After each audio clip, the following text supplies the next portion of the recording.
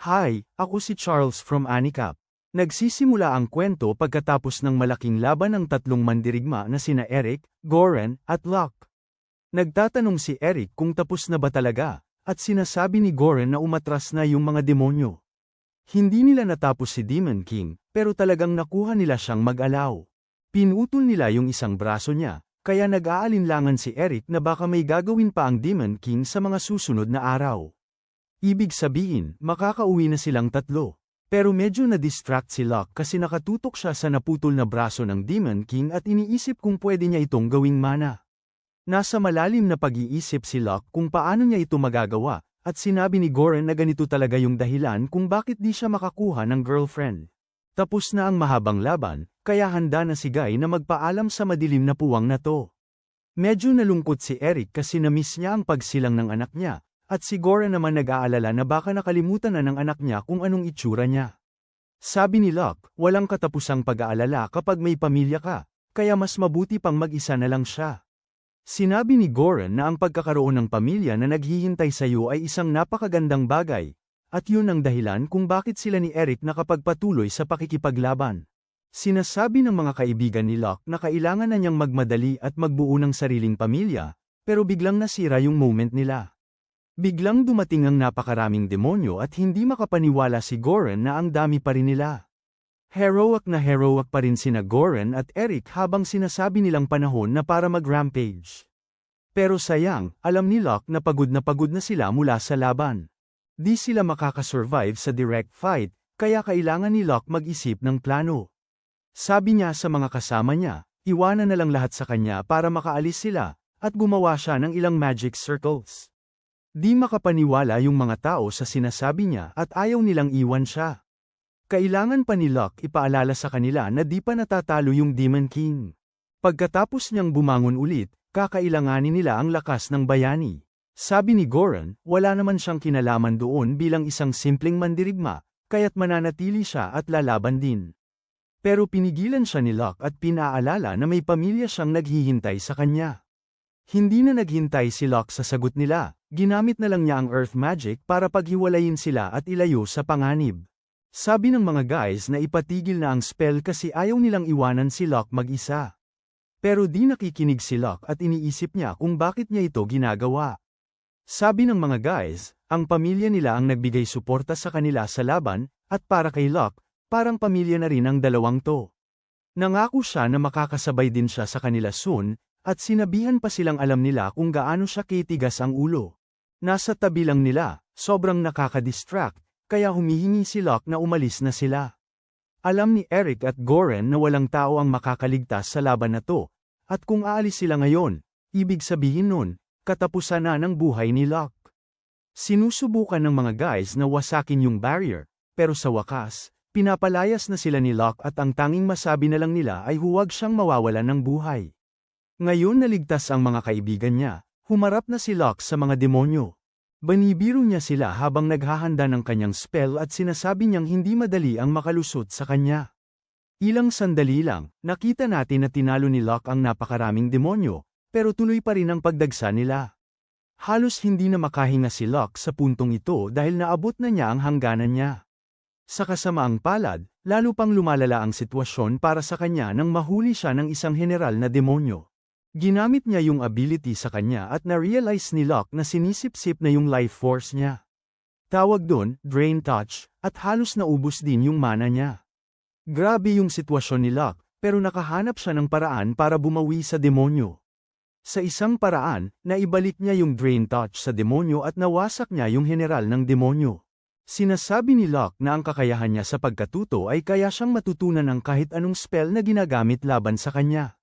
Nagsaya siya kasi yung maikling oras na nakuha niya ay makakatulong sa kanya para makabawi ng kanyang kalusugan at maibalik ang kanyang mana.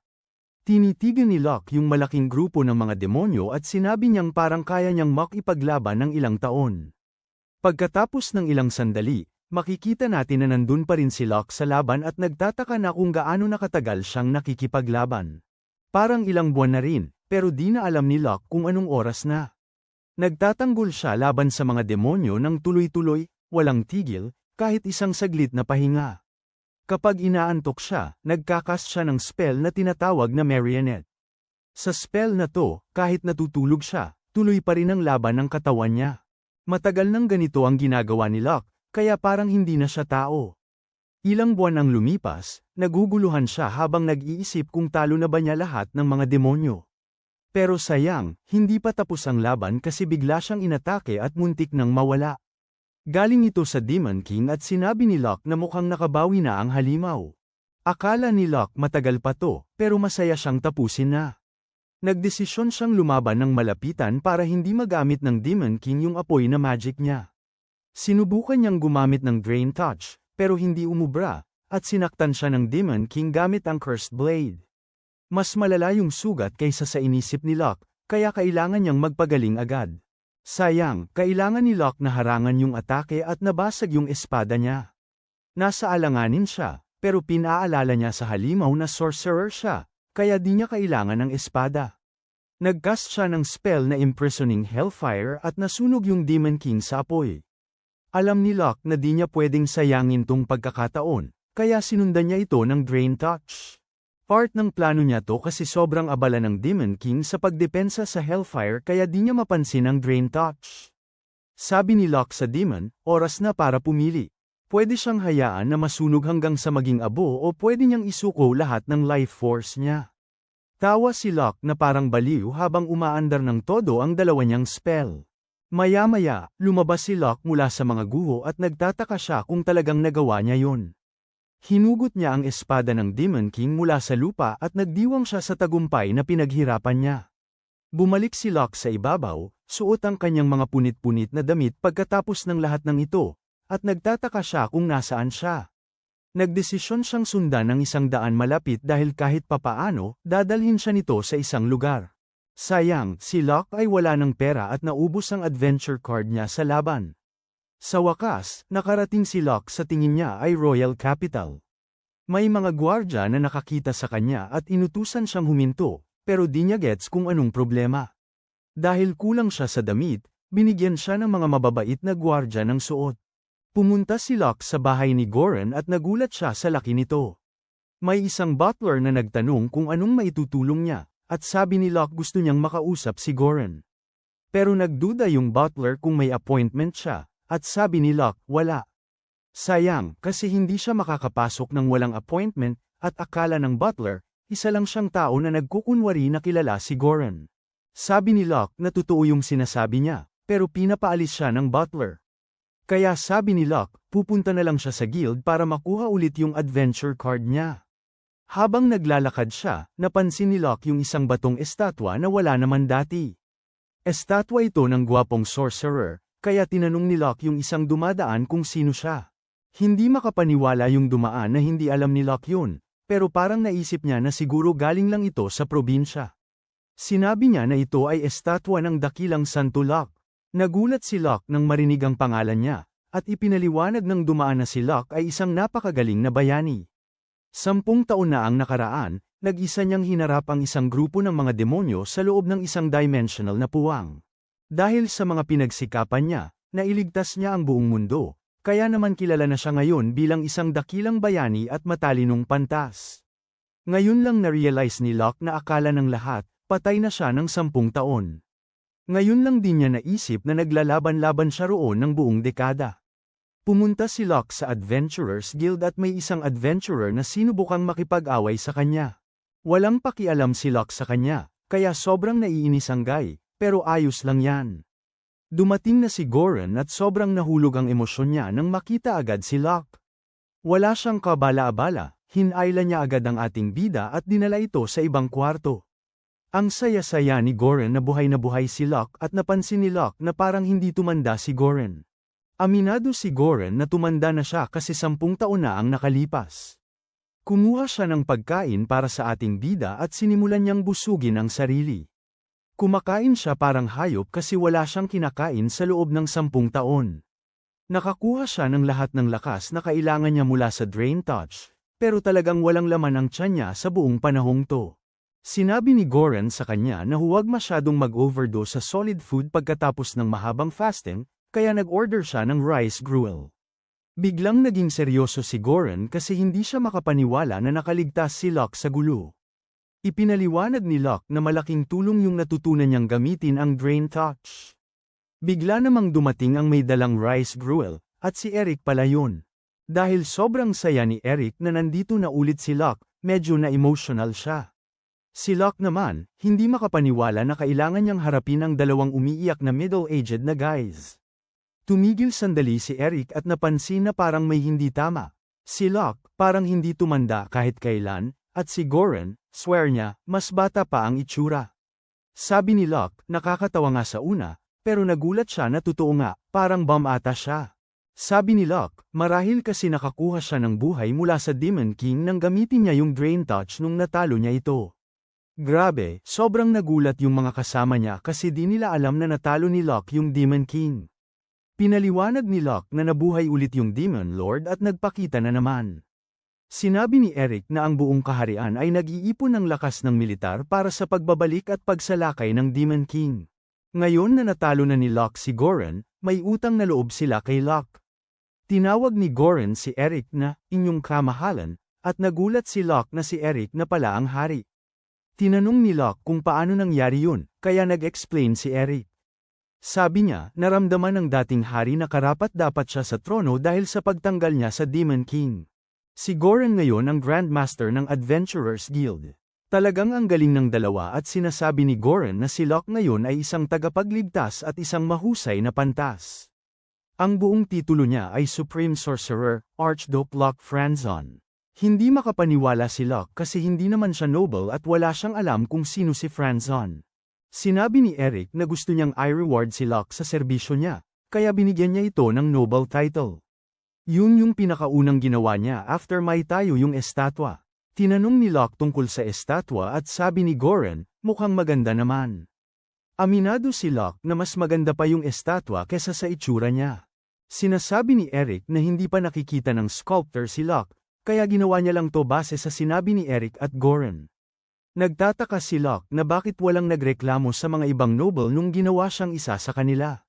Sabi ni Eric, wala namang pamilya si Locke at lahat akala nila patay na siya, kaya okay lang yun.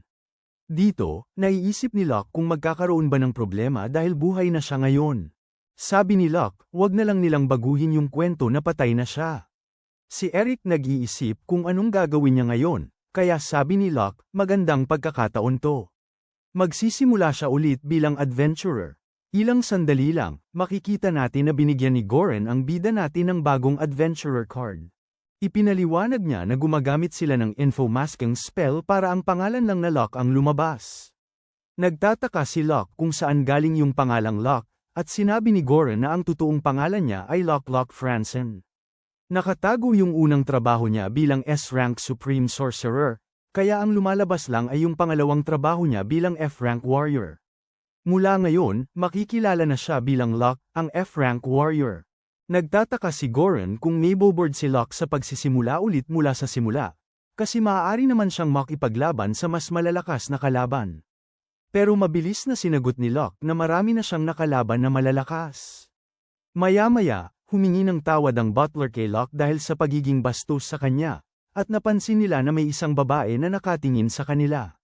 Sabi ni Locke, okay lang yun kasi hindi naman siya masyadong presentable noon. Pumunta si Locke sa Adventurers Guild at nakipag-usap siya kay Erone, ang receptionist. Sabi niya, gusto niyang mag-isa sa Goblin Extermination job. Pero nag-warning si Erone na delikado yun para sa baguhan na mag-solo sa ganung trabaho, kaya di niya ma-recommend. Alam ni Locke yun, pero naiisip niya na okay lang siya kasi S-rank naman siya talaga. Sinasabi ni Erone na hindi na bago na may mga baguhan na namamatay kasi minamaliit nila ang mga goblin. Ulit, sinasabi niya na hindi niya mairerekomenda ang trabaho para sa kanya. Sakto namang may isang mage na si Dario na nag-alok na isama si Locke sa grupo niya. F-rank adventurers din sila at kailangan nila ng tao sa unahan. Sabi ni Erone, magandang idea to at approve siya bago pa makapagreklamo si Locke. Medyo nag-aalangan si Locke pero pumayag na rin siya kasi alam niyang mahalaga rin na i-train yung mga bagong solta. Sa labas, nagpakilala si Ro at sinabi niyang kaya niyang gumamit ng fireball. Tapos, ipinakilala niya yung nakababatang kapatid niya na si Ginny, siya ang bahala sa lahat ng kailangan nila sa archery. Nagpakilala si Locke bilang isang mandirigma at umalis na sila. Nagsimula na ang kanilang paglalakbay at makikita natin sila sa iba't ibang lugar. Si Ginny naman ay nagbigay ng lahat ng impormasyon na alam nila tungkol sa mga goblin. Ipinaliwanag niya kung ano ang nakuha at kung saan nasira ang bakod para malaman nila kung anong direksyon galing yung mga goblin. Base sa mga lugar kung saan sila nakatira, natutukoy nila kung nasaan ang lungga nila. Mula sa lahat ng ebidensya, napag-alaman ni Ginny na mga 10 goblin ang nandoon. Sinusundan ni Ginny ang mga goblin sa pamamagitan ng mga yapak nila, at naiisip ni Locke na magaling talaga siyang scout. Tuloy-tuloy lang siya sa panghuhuli at mabilis ang isip niya, kaya hindi siya mukhang F-rank sa kanya.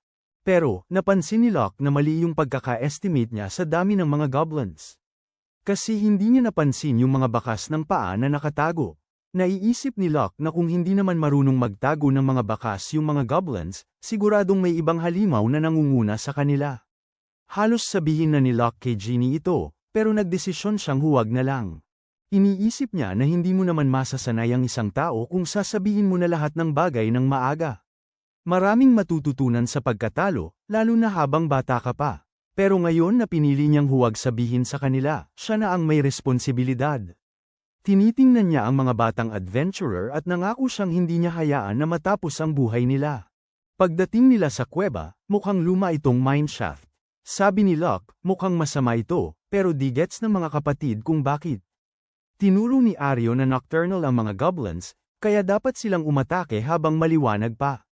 Si Locke ang nanguna at inutusan si Ginny na magbigay ng covering fire at bantayan ang likuran pagpasok nila. Sinasabi din niya kay Aryo na dapat niyang tipirin ang magic niya hanggat maaari. Pumasok na yung grupo at agad na nag-umpisa silang labanan yung mga goblin. Sa huli, sobrang pagod na sila matapos talunin ang mahigit 30 na goblin. Napansin ni Ginny na sobrang dami nito kumpara sa inaasahan nila. Kaya't ipinaliwanag ni Locke na kadalasang may nag-lead na hobgoblin sa mga ganitong grupo. Malapit nang maubos ang magic ni Aryo at 3 pana na lang ang natitira ni Ginny, kaya nagdesisyon si Aryo na kailangan na nilang umatras. Gusto pa ring magpatuloy ni Ginny pero sabi ni Aryo, delikado na kasi kulang na sila sa magic at pana. Tuwa si Locke sa pamumuno ni Aryo dahil agree siya na magandang ideya na umalis na.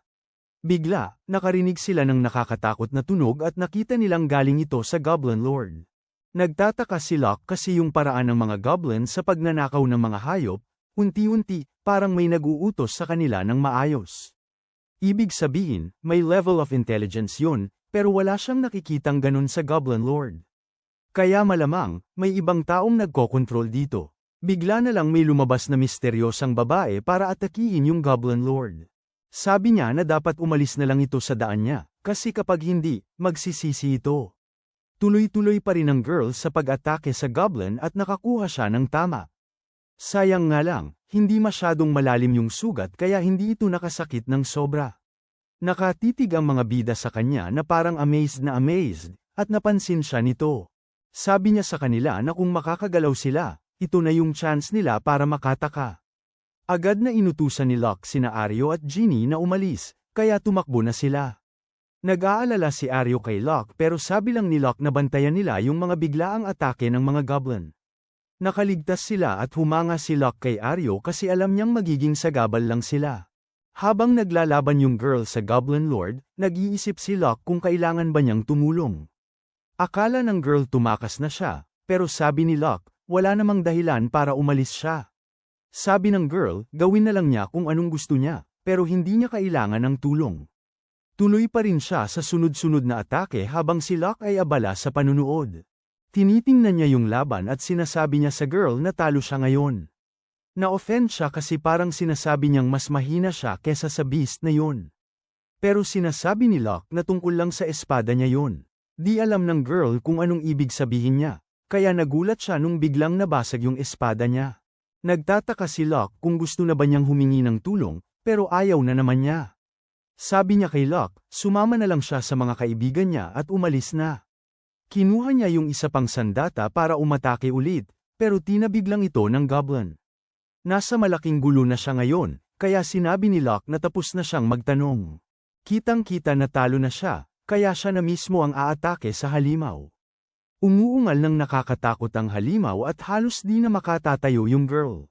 Sinabi ni Locke sa halimaw na sobrang ingay na, tapos isang atake lang, pinutol niya ito sa pira-piraso. Nagulat yung girl at tinanong ni Locke kung okay lang siya. Nagtataka siya kung sino ang ating bayani at nagpakilala siya bilang si Sia. Anak siya ni Danton, ang leader ng Eastern Beastkin tribe. Sobrang thankful siya na nailigtas siya mula sa panganib at tinanong niya ang pangalan nito. Proud na sinabi ni Locke na isa lang siyang F-rank adventurer na dumadaan lang. Sigurado si Sia na nagsisinungaling siya, pero pinakita ni Locke sa kanya yung adventurer card niya. Dito niya na-realize na totoo nga siyang F-rank, pero hindi niya maintindihan kung bakit sobrang proud siya dito. Ang mas weird pa, yung lakas niya, parang hindi bagay sa isang F-rank. Sabi lang ni Locke, mahaba yung kwento, tapos tinanong niya kung anong rank si Sia. Sabi ni Sia, B-rank daw siya at nahihiya siya kasi sinabi niya kay Locke na tumakbo kanina. Talagang nahihiya siya, pero sabi ni Locke, ginawa lang niya yun kasi akala niya baguhan siya.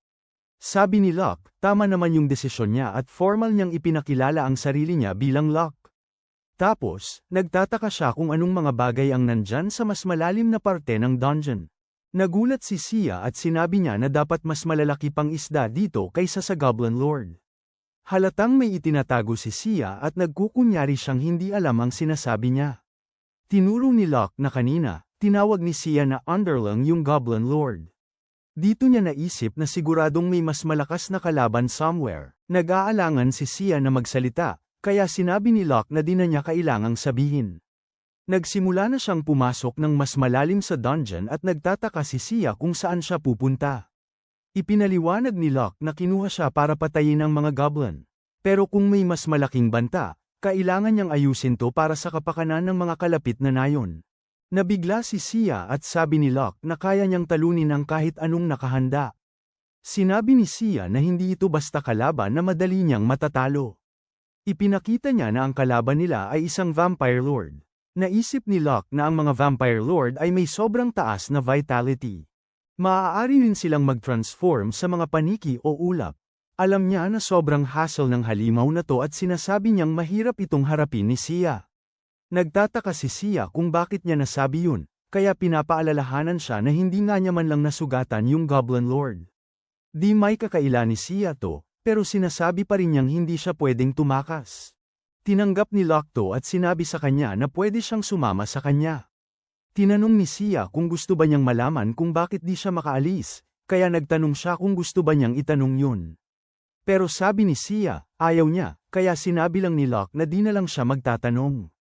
Pero nag-explain pa rin si Sia na ang tribu nila ay hunters ng mga vampira sa loob ng maraming henerasyon. Kanina, nag-aaway sila sa mga vampira at nasa isang vampira na lang sila. Pero, dahil sa malubhang sugat ng kanyang tatay, napilitan silang pakawalan yung huling vampira.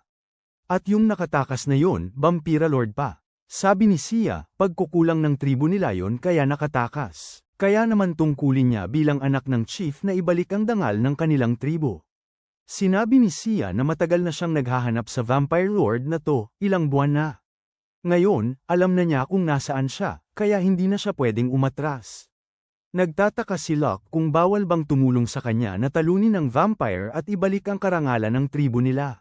Sabi ni Sia, hindi yun ganon at maibabalik pa rin kahit natulungan siya. Pero iniisip pa rin niya na mas mabuti kung bumalik na siya kasi delikado na. Nag-offer si Locke na pautangin siya ng sword niya kasi hindi siya makalaban ng walang weapon. Nagtataka siya kung ano ang gagamitin niya, kaya sabi ni Locke, malakas siya kahit walang dalang armas. Sina Sia ay nagpapasalamat sa kanyang bayani at kinuha ang espada. Sa kaibuturan, na-realize niya na ibinibigay sa kanya ang espada para siya na ang bumuwal dito. Napaka-sweet ng gesture na to at akala niya nagbibiro lang siya tungkol sa pakikipaglaban na walang armas. Ilang segundo lang, nalaman niyang hindi naglalahad ang kanyang bayani. Talagang winasak niya ang dalawang goblin gamit lang ang sipa at suntok. Pinapalo niya yung mga mukha nila at na-realize ni Sia na talagang malakas siya kahit walang armas.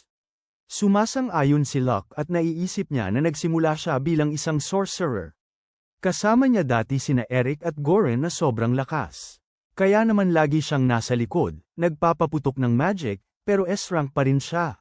Siyempre, nagtagal siya ng 10 taon na nakikipaglaban sa isang grupo ng mga demonyo at sa hari ng mga demonyo, kaya ang galing niya sa martial arts, ang bilis talagang umunlad. Naka-ready na si Locke na atakihin ang trono, at andyan si Sia kasama niya. Binasag nila ang pinto at tinanggap sila ng Vampire Lord. Tinawag niya si Sia na maliit na tuta at sinabing umaabot siya sa mas mataas na posisyon. Sinabi ni Sia na tumahimik siya kasi na-corner na siya. Nangako siyang babagsakin siya, pero hindi na-impress yung Vampire Lord. Tinuro niya na kailangan pa ng buong lakas ng tatay niya para lang makagat siya. Sabi pa niya, mas mahina pa si Sia kaysa sa tatay niya, kaya wala siyang chance na manalo. Nagalit si Sia pero ang ginawa lang nito ay inis na inis ang vampira. Sabi niya, dahil hindi siya nagpapakita ng pasasalamat, yun na ang huli niyang gagawin. Biglang naisip ni Locke kung anong pinaplano ng vampira. Ginagawa nitong maliit ang Goblin Pack para mahuli ang mga adventurer at dalhin sila sa kailaliman ng dungeon. Sobrang impressed yung Vampire Lord sa galing ni Locke sa deduction. Sabi niya, hindi naman bobo si Locke, kaya pasado siya para maging servant niya. Nag-thank you siya kay Sia dahil dinala niya yung tao, pero hindi niya gets kung bakit. Sinabi ng vampire na hindi epektibo yung charm niya sa isang simpleng hayop lang. Pero pwede niyang gamitin to para gawing alipin ang tao. Ginagamit niya yung charm ability niya at sobrang nagmamakaawa si Sia kay Locke na tumakas. Sabi ng vampira, huli na ang lahat at nahulog na sa kapangyarihan ng spell ang ating bida. Inutusan niya si Locke na lumapit sa kanya at sumunod si Locke. Nabigla si Sia nang malaman niyang siya ang may kasalanan sa lahat. Nagbigay ang vampira ng choice kung gusto ba niyang kunin ang buhay niya, siya o si Locke. Tumawa siya ng parang baliw. Pero lahat ay nagulat nang biglang sinuntok ni Locke ang vampira sa mukha. Hindi maintindihan ng vampira kung bakit hindi nag-work yung spell niya, kaya't ipinaliwanag ni Locke na matibay siya laban sa mga mental attacks. Sabi ng vampira na hindi daw ito posible, pero nagtataka si Locke kung talagang mas mababang vampira lang siya na pinaniwalaan ng sarili na lord ng mga vampira. Hindi makapaniwala si Sia sa nakikita niya kasi talagang pinipindot ni Locke ang tamang butones. Na-offend yung lord ng vampira kaya inatake niya si Locke, pero sinipa lang siya ni Locke at lumipad. Patuloy na tinutokso ni Locke yung vampira na mas mababa siya, kaya sinubukan ng halimaw na makaganti. Ginamit niya ang kanyang madilim na kapangyarihan at sinabi kay Locke na pagsisisihan niya ang araw na pinagtawanan siya. Hinahabol ng dilim si Locke, pero nagulat si Sia nang gamitin niya ang mataas na antas ng Magic Circle. Na-block nito ang atake ng vampira, at sinundan ito ni Locke gamit ang spell ng Super Speed. Nilapitan niya ang kalaban at ginamit ang Drain Touch. Sinabi niya sa mas mababang vampira na okay lang itong sumipsip ng buhay pero hindi ito okay na sinisipan. Sa huli, sinipsip ni Locke ang lahat ng buhay mula sa vampira at nagtataka na lang ang vampira kung sino itong tao na to. Nagpakilala si Locke bilang Locke, ang tuwirang adventurer. Tinatanggap ng vampira ang pagkatalo pero sinabihan si Locke na huwag kalimutan na siya'y pinukaw ang kanyang galit. Binabalaan niya na ang ating bida ay hindi na muling makakatulog ng mahimbing. Naghanda na siyang tumakas sa pamamagitan ng pag-transform sa mga paniki, pero biglang pumasok si Sia para pigilan siya. Ginamit niya ang espada ni Locke at hinati siya sa gitna. Hindi maintindihan ng vampira kung bakit hindi siya makabawi, kaya unti-unti siyang nagiging alikabok. Sinubukan niyang magbanta tungkol sa isang medalyon pero nagtatapos na ang buhay niya. Ibinigay ni Sia kay Locke ang espada niya at sinabi na sobrang talas nito. Naramdaman din niya na parang may kapangyarihan na umusbong sa loob nito nung pinagsaksak niya yung vampira. Sinabi ni Locke na baka naisip lang niya yun kasi alam niyang hindi niya pwedeng sabihin sa kanya na espada yun ng Demon King. Sina Sia ay inilipat ang alikabok ng vampira at nahanap ang hinahanap niya. Isang sinumpang medalyon na nasa loob ng mga katawan ng mga espesyal na vampira. Ipinaliwanag niya na kapag ang isang vampira na may ganitong medalyon ay sumipsip ng dugo o kumukuha ng buhay, nag-iipon ng sumpa sa medalyon. Si Locke ay nag-iisip kung bakit wala namang ganito 10 taon na ang nakakaraan at nagtataka siya kung uso na ba ito sa mga vampira ngayon. Buhay pa pala yung vampira at sinabi niyang kahit matalo siya, di pa rin magkakaroon ng kapayapaan. Nagbigay siya ng babala na ang kapangyarihan ng medalyon ay malapit ng buksan ng isang portal papunta sa Dimensional Rift. Pag nabuksan na yung portal, sunod-sunod na mga demonyo ang lalabas at aabutin na ang mundong ito. At mula sa ibang dimensyon, darating ang mga madidilim na Diyos. Naiisip ni Locke na yung Dimensional Rift ay yung lugar na pinaglalabanan niya ng 10 taon. Sinabi niya sa atin na hindi alam ng mga tao kung paano buksan ang portal papunta dito mula sa kanilang panig. 1 dekada na ang nakalipas, nakipaglaban sila sa Demon King sa kanilang dako. Nang tumakas ito papasok sa Dimensional Rift, tumalon sina Locke at ang iba bago pa magsara ang portal. Karaniwan, exit lang yung mga portals, kaya hindi nakapunta si Eric at Goren para tulungan siya matapos silang umalis. Sabi ng vampira sa mga bida natin, mamuhay daw sila sa takot hanggang dumating yung mga madilim na Diyos. Maraming vampire lord ang maakit sa medalyon niya at isa sa kanila ang makakakuha nito. Sawa na si Locke, kaya pinutol na lang niya yung medalyon sa gitna. Nang makita ng vampira na sinisip-sip ni Locke ang sumpa gamit ang kanyang espada, sobrang natakot siya. Sabi ni Locke, kahit magbukas pa ang dimensional portal, walang darating na mga demonyo. Nagtataka lang ang vampira kung bakit, kaya sinabi ni Locke na talo na niya silang lahat. Nang marinig to, talagang natakot ang vampira nang malaman niyang ang hawak na espada ni Locke ay espada ng Demon King. Napansin niya na si Locke pala yung legendary sage, pero bago pa siya makapagsalita, tinapos ni Locke ang buhay niya. Napag-isip-isip ni Saya at nagtataka siya kung talaga bang si Locke ang dakilang sage. Pero hindi sumagot si Locke, nagpalit siya ng usapan. Humingi siya ng sorry dahil sa pagputol sa medalyon, pero sabi ni Saya okay lang yun. Siguradong nag-aalala sina Aryo at Ginny sa kanila, kaya sabi ni Locke, dapat na silang bumalik. Tinanong ni Saya kung okay ba talaga ang mga kaibigan niya, at sinigurado siya ni Locke na ayos lang sila kasi magagaling naman sila sa F-rank na mga adventure.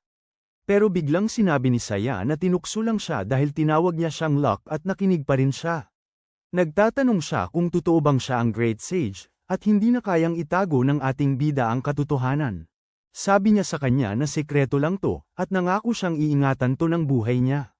Pagbalik nila sa Adventurers Guild, lahat nagulat nang makita yung bundok ng Goblin Gems na nakuha ng mga bida natin.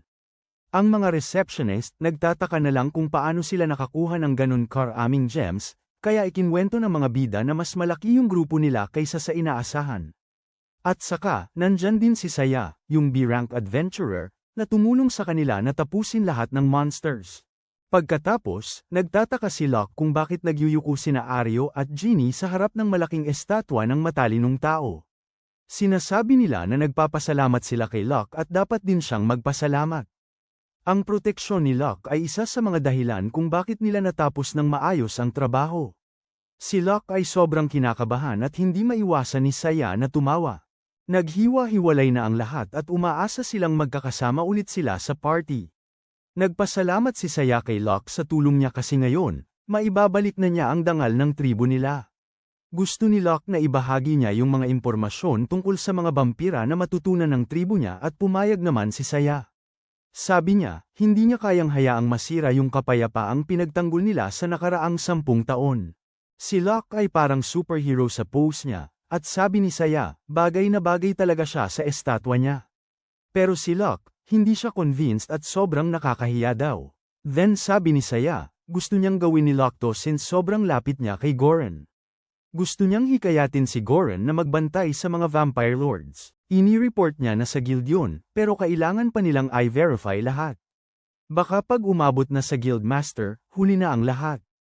Alam ni Locke yung panganib kaya pumayag siya. Biglang binigay ni Saya kay Locke yung kalahating medalyon kasi isang kalahati lang naman ang kailangan niya.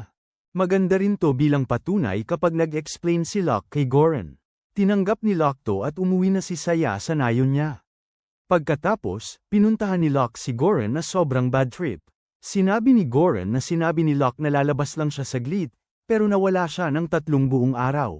Sabi ni Goren kay Locke na kapag lalabas siya ng late, dapat sabihan siya muna. Hindi makapaniwala si Locke sa narinig niya at nagtataka kung nanay ba siya ni Goren.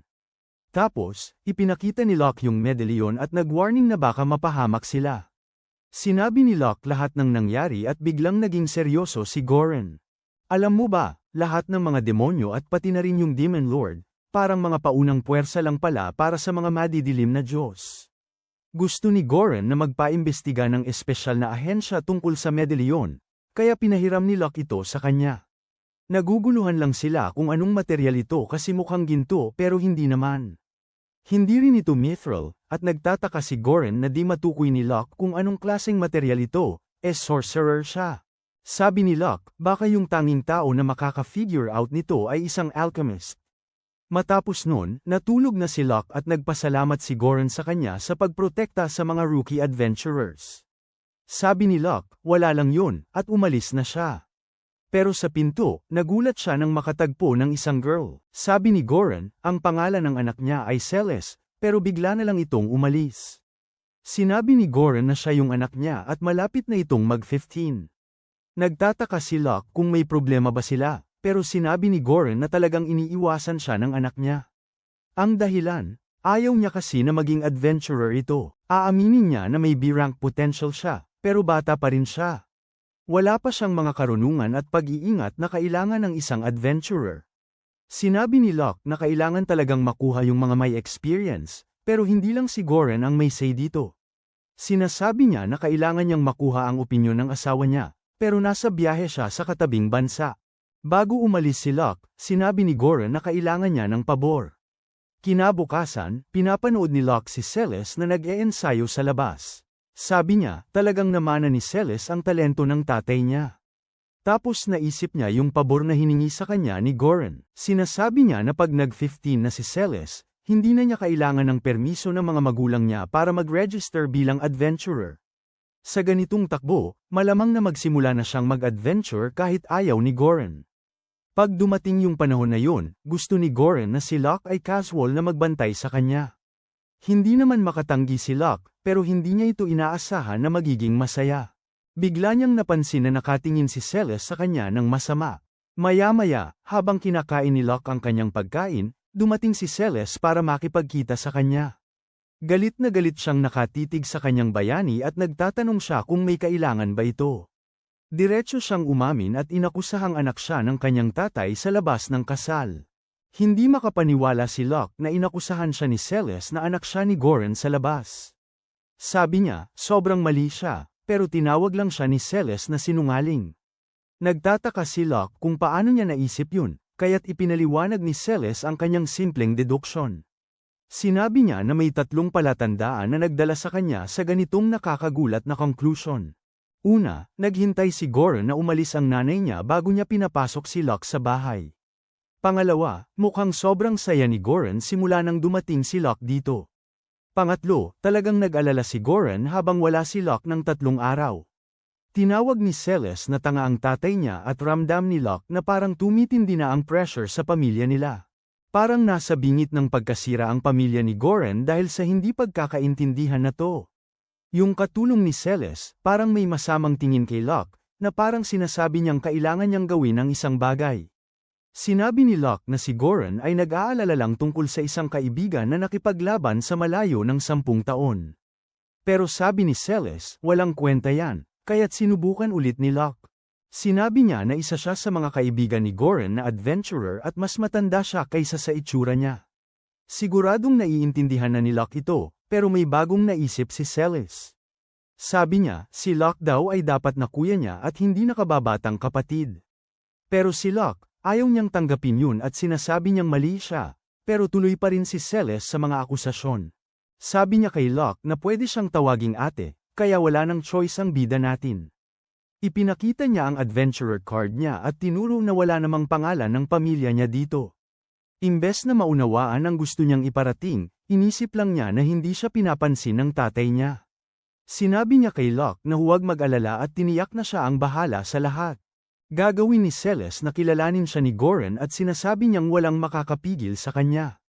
Alam ni Celes na baka magalit ang nanay niya sa totoo, pero kailangan niyang turuan ng leksyon ang tatay niya.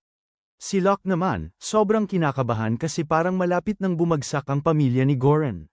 Sinubukan niyang magsalita kay Celes pero binalaan siya nito na tawagin siyang mahal na kapatid. Ganoon nga ang ginawa ni Locke at nagtataka siya kung kaya ba ni Celes magtago ng sikreto. Sabi ni Celes, kaya niya, tapos umalis na yung katulong. Tinanggal ni Locke yung masking spell sa guild license niya at ipinakita sa kanya ang totoo. Binasa ni Celes yung pangalan na Locke Franzen at nagulat siya nang makita na S-rank pala siya. Sobrang relieved si Locke kasi finally, parang may ebidensya na. Sinimulang alista ni Celes lahat ng titulo niya bilang Great Sage, Savior, at Supreme Sorcerer, Archduke Locke Franzen. Hindi siya makapaniwala, kaya't ipinaliwanag ni Locke na kakabalik lang niya mula sa Dimensional Rift. Kinuha ni Celes ang ilang sandali para ma-process lahat ng ito at umabot sa isa na namang nakatutuwang conclusion. Ngayon, naniniwala na siya na si Great Sage Locke ay ang kanyang nakababata na kapatid. Sabi ni Celes, lagi niyang iniisip na parang si Goren yung estatwa ni Saint Locke. Mas sigurado siya ngayon na dahil mag-ama sila. Sumisigaw si Locke na hindi naman talaga kamukha ni Goren yung estatwa na yan.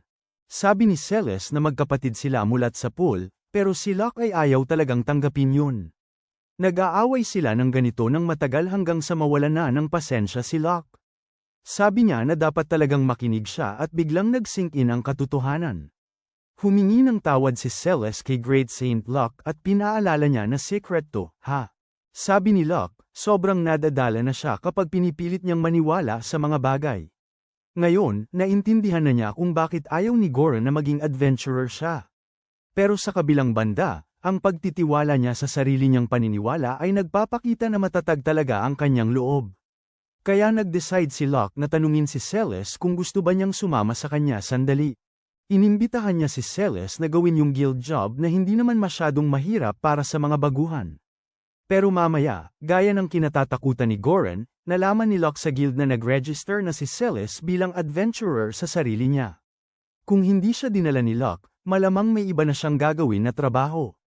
Habang naglalakbay sila, ramdam ni Locke na gusto ni Celes na mag-explore sa labas sa sariling paraan niya. Nagpahinga muna sila saglit sa tabi ng isang pond para makabawi ng enerhiya, tapos tinuloy na nila ang lakad nila. Si Celes nakipag-usap sa isang lokal at kumuha ng ilang impormasyon. Nalaman niya na tulad ng sinabi sa mga sulatin, may mga mitolohikal na nilalang na nakita sa lugar na to. Merong Cerberus, Hydra, Chimera, Cyclops, at kahit isang higanteng dragon. Sa kabila ng lahat, walang nasaktan na tao. Napaka-strange nito para kay Locke kasi hindi naman kilalang mabait ang dragon sa mga tao. At saka, kung talagang kasama yung mga mythical creatures, walang paraan na i-rank job lang to. Naiisip ni Celes kung ano ang ibig sabihin nito kasi ang mga mythical beasts ay sobrang lapit na sa capital. Sabi ni Locke, mukhang nagdesisyon na yung guild na parang hindi naman talaga totoo yung mga halimaw na to. Hindi maintindihan ni Celes, kaya sabi ni Locke, isipin mo na lang. Tinanong ni Celes, anong klaseng halimaw ang hindi totoo pero nakita na. Na-realize niya na baka yung mga halimaw na yun, illusion lang. Sabi ni Locke, tama ka, tuloy-tuloy sila hanggang sa makarating sa lugar na sinasabi ng mga saksi. Bigla, may lumabas na malaking dragon sa harap nila. Si Celes, nagpanik siya kasi iniisip niya kung ilusyon lang to, kasi sobrang init na dito. Si Locke, sinigurado niyang hindi ito totoo kasi wala naman siyang nararamdamang bigat na katulad ng sa isang tunay na dragon. Wala rin siyang init ng tunay na nilalang, pero inamin niya na sobrang tumpak ito para sa isang ilusyon. Sinabi ni Locke kay Celes na natatakot na lumaban na siya, kaya tumalon siya sa laban. Tumakbo siya sa likod ng dragon at umakyat sa himpapawid. Sinubukan niyang saktan ang halimaw ng ilang beses, pero hindi siya nakasakit. Tinitingnan ni Locke ang performance ni Celes, at mukhang satisfied siya sa nakikita niya. Kahit na wala si Goren na bias bilang magulang, talagang B-rank ang kakayahan ni Celes bilang mandirigma. Pero hindi pa rin makapaniwala si Locke sa sobrang tumpak ng ilusyon na to. Sabi niya, lampas na ito sa simpleng pagpapakita lang ng isang phantom. Yung dragon, actually, malaking masa siya ng mana, kaya lahat ng nangyayari ay may dahilan. Kaya naman tumatama yung espada ni Celes dito, at talagang ramdam na ramdam mo yung mga gold. Sigurado si Locke na itong bagay na to ay nilikha lang, at si Celes, todo ang paniniwala na totoo ito. Biglang naglabas ng fire attack yung dragon, at nasunog si Celes. Finally, nagdesisyon si Locke na oras na para kumilos. Ginamit niya ang kanyang float at super speed para mapalapit sa dragon. Tapos, ginamit niya ang learning skill niya para nakawin kung anong klaseng illusion magic ang bumubuo sa dragon na to. Pagkatapos, umatras siya at inihanda ang susunod niyang spell, Drain Touch na to, kaya kinokonsumo niya lahat ng mana ng dragon hanggang sa mawala ito. Si Celes, patuloy sa pag-ikot, akala niya nasusunog na siya. Sinabi ni Locke sa kanya na pwede na siyang tumigil, at di siya makapaniwala na hindi siya nasunog. Kailangan pang ipaalala ni Locke sa kanya na laban lang siya sa isang ilusyon. Sinasabi niya na ang pag-atake sa isang ilusyon ng diretso ay talo na agad, at wish ni Celes na sinabi niya yan dati pa. Tapos nagtataka siya kung anong gagawin mo sa mga ilusyon kung di mo naman sila kayang labanan. Sabi ni Locke, kailangan mong hanapin yung nagkas ng ilusyon at talunin sila sa halip. Kung di mo naman matukoy kung nasaan sila, mas mabuti pang tumakbo na lang. Sabi ni Celes, nakakainis naman yung tumakas, pero sabi ni Locke, mas okay na yun kesa mawala ang buhay mo. Tapos sabi ni Locke, lumabas na yung illusionist kasi alam niyang nakikinig sila. Sabi niya, pwede naman nilang pag-usapan to since hindi naman sinaktan ng illusionist yung mga taga-baryo.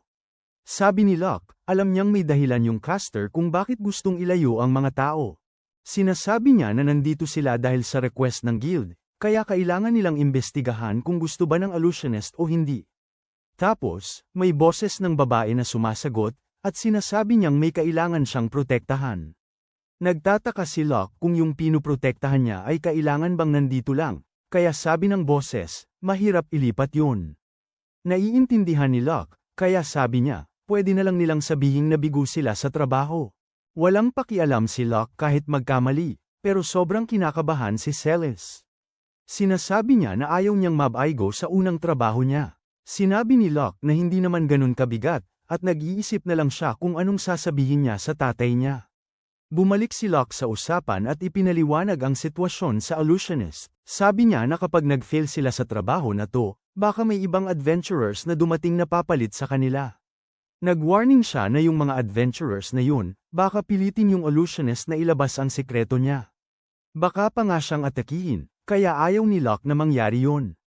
Sumasang-ayon yung boses sa kanya, kaya finally, nagpakita na siya. Nakita ni Celes ang mga pangil niya, at nagulat siya nang malaman niyang isa pala siyang demonyo. Tinago niya ang mga pangil, pero nagulat siya nang purihin siya ni Locke sa ginawa niyang ilusyon. Sabi pa niya, sobrang ganda ng pagkakatago niya sa presensya niya. Talagang na-impress siya, at nagpasalamat ang girl sa compliment. Nagpakilala si Locke bilang si Celes, kaya sinabi ng babae na ang pangalan niya ay Lucera. Nagtataka si Celes kung bakit sobrang bait ni Locke sa kanya, kasi kilala ang mga Fiend na mas asama.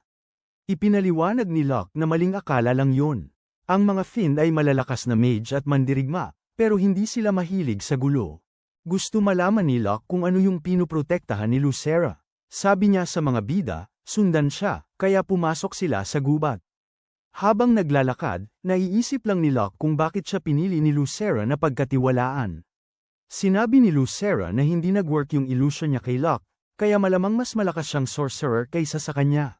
Kahit na ganun, hindi niya sinubukang pilitin siyang ilabas ang sekreto niya. Dun siya nagka-trust sa kanya. Sa huli, nakarating sila sa isang sinaunang guho.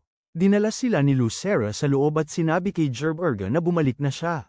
Nagtataka si Locke nang makita niya kung sino ang kausap ni Celes, at sinabi ni Celes na manok daw yun. Nagalit si Lucera dito kasi hindi manok si Gerberga the Seraphile. Siguradong manok yun si Celes, pero lalo lang itong nagalit kay Lucera. Pinakalma siya ni Locke at sinabi na gusto niyang malaman pa tungkol kay Gerberga. Sinasabi ni Lucera na siya ay isang Seraphile, na parang manok na may mga banal na kapangyarihan.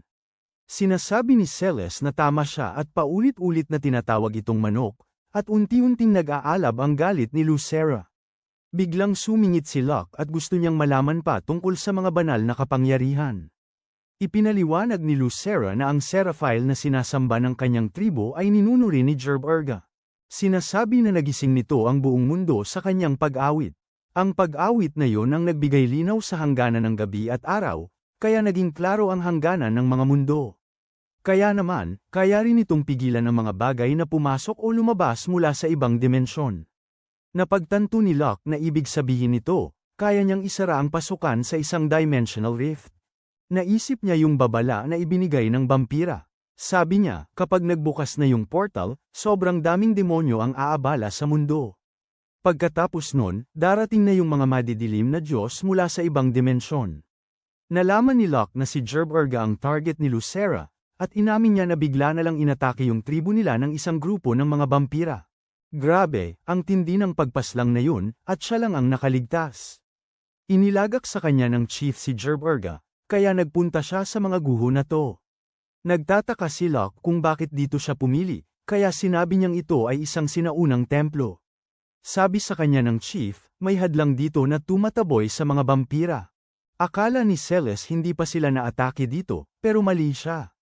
Sinabi ni Lucera na sunod-sunod na silang inatake. Nasa panganib talaga sila at kailangan nilang umasa sa mga ilusyon niya.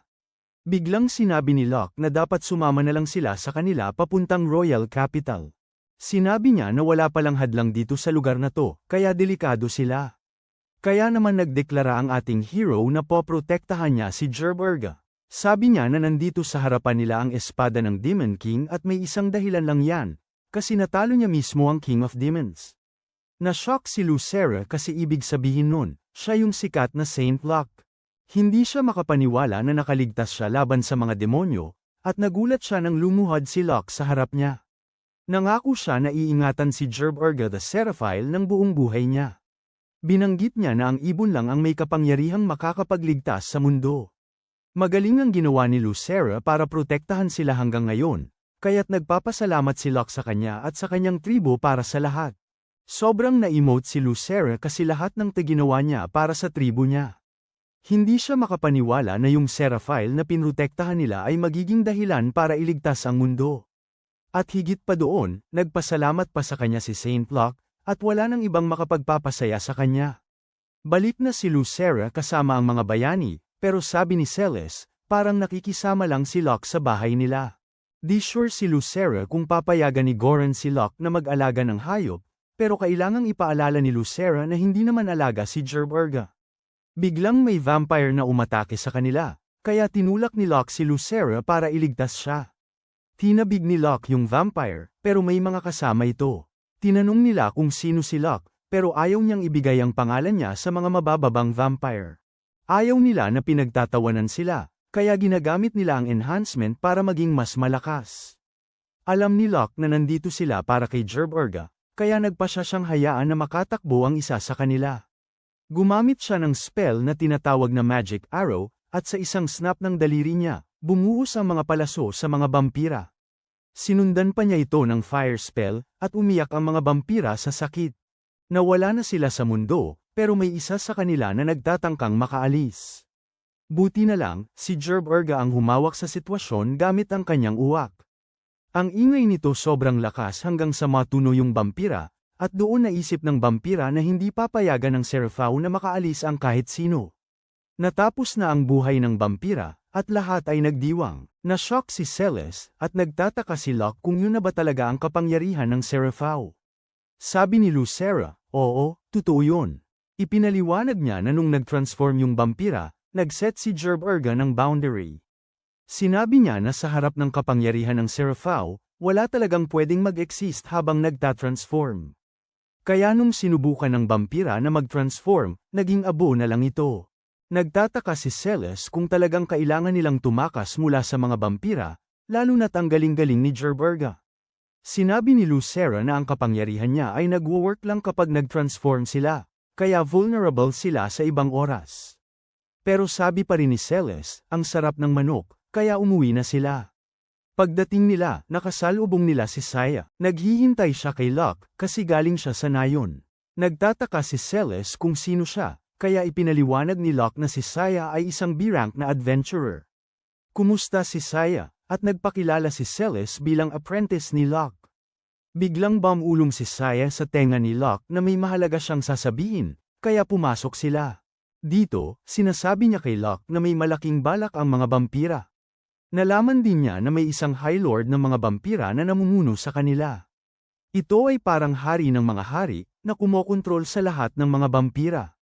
Ipinaliwanag ni Saya na ang kanilang clan ay gumagawa ng lahat ng makakaya nila para ilantad ang balak ng High Lord at pigilan ito. Alam ni Locke na hindi magiging madali ito, kasi yung mataas na Panginoon ay parang halimaw na may kapangyarihan na kasing lakas ng demonyo. Sa kasamaang palad, hindi pa ganap na nakabawi si Saya sa pagkakasugod ng isang vampira. Nagbotohan na yung tribo niya na umatake sa mga vampira, kaya natatakot si Saya na maubos ang kanilang tribo. Kaya naman gusto niyang tulungan ni Locke sila para talunin yung mataas na Panginoon. Pero, sinasabi niya na may mga tao na sobrang nagmamadali para hanapin ang isang manok. Kailangan daw nilang mahanap yun kahit anong mangyari at dapat ligtas ito. Nag-make ng funny face si Locke, kaya sobrang nahihiya si Saya sa tanong niya na parang ang tanga. Sinasabi niya na itong manok na to, kayang magsara ng mga dimensional portals at protektahan laban sa mga vampire transformations. Nagtataka si Locke habang iniisip niya na tungkol kay Gerb Urga ang sinasabi ni Saya. Alam ni Saya na parang hindi siya pinapaniwalaan ni Locke, pero sinasabi ni Locke na nakilala na niya yung manok. Nang buksan niya yung pinto, nahuli niya si Celeste na nakikinig, kaya tinukso niya ito at sinabi na niya sa kanya na huwag makinig. Humingi ng tawad si Celeste kay Locke at Saya, pero sinabi lang ni Saya na huwag na niyang sabihin sa iba yung narinig niya. Dito, ipinakilala ni Locke si Saya kay Gerb Urga, yung Seraphile na hinahanap ng tribo ni Saya. Hindi makapaniwala si Saya na nahanap na agad ni Locke si Gerb Urga, at sinabi ni Locke na sadyang nagkataon lang yun. Ipinakita ni Locke kung paano kayang gawing alikabok ni Gerb Urga ang isang vampira, kaya sigurado na totoo ang alamat. Ngayon naligtas na yung manok, ang natitira na lang nilang gawin ay wasakin yung High Lord. Sinasabi ni Saya sa kanila kung saan posibleng nandyan yung mga vampira, at si Locke umaasa na sana maipaliit nila yung lugar. Sinasabi ni Saya na mahirap makakuha ng impormasyon kasi sobrang dami ng vampira sa paligid. Si Celeste sobrang excited kasi di na siya makapaghintay na makipaglaban sa mga vampira kasama si Locke. Pero, unfortunately, sinabi ni Locke na di siya sasali kasi sobrang delikado ng mission na to. Pinapayagan lang niya si Saya na sumama kasi B-rank siya, at kailangan niyang sumama sa hunt na to dahil sa mga batas ng tribo niya. Pero ang pinaka-importante, gusto ni Locke na magstay si Celeste dito para protektahan si Gerb Urga. Sinasabi niya na hindi pwedeng dalhin ang manok diretso sa stronghold ng mga nanguhuli sa kanya. Pero delikado rin na iwanan siyang mag-isa kasi may panganib na umatake ang mga vampira. May hadlang ang kabisera para hindi makapasok ang mga vampira, pero hindi pa rin yun sapat. Kailangan pa rin nila ng isang espesyal na adventurer na magiging bodyguard. Nang sabihin ni Locke yan, sabi ni Celeste, karangalan daw niyang maging espesyal na adventurer na yun. Narinig ni na Jess at Celeste na dumarating na ang karawahe ng tatay niya sa labas, kaya't pumunta na siya para salubungin siya. Pumasok si Goran sa ibang pinto, at nagpasalamat siya kay Locke sa pag-aalaga kay Celeste. Sinabi ni Locke na sobrang galing ni Celeste bilang mandirigma, at tuwang-tuwa si Goran sa papuri para sa kanyang anak. Dumating si Celeste, at binati siya ni Goran dahil natapos na niya ang kanyang unang trabaho. Sobrang na-emote si Celeste habang humihingi siya ng tawad sa tatay niya, at nag-alala si Goran. Sabi niya, sobrang sorry siya sa pag-asta niya. Pero ayaw lang ni Goran na umiyak siya. Sabi ni Goran, okay lang yun, at akala niya galit lang siya sa kanya kasi ayaw siya nitong maging adventurer. Pero sinabi ni Celeste na hindi yun ang dahilan. Ang dahilan kung bakit siya naiinis ay kasi akala niya may illegitimate child si Goran. Sinasabi niya na akala niya si Locke ang bunso niyang kapatid, at halos mabilaukan si Goran sa inumin niya. Nag-aalala si Goran kung nagdulot ba ng gulo si Celeste sa ating bida, pero agad siyang nagpalit ng usapan at umalis. Agad na humingi ng tawad si Goran kay Locke at nagmamakaawa na bigyan si Celeste ng pagkakataon. Sabi niya, wala siyang ideya na ganun pala siya kaproblema, at hindi niya alam kung saan niya nakukuha yun. Sigurado si Locke na nakuha niya to kay Goran kasi lagi siyang nagmamadali sa mga desisyon.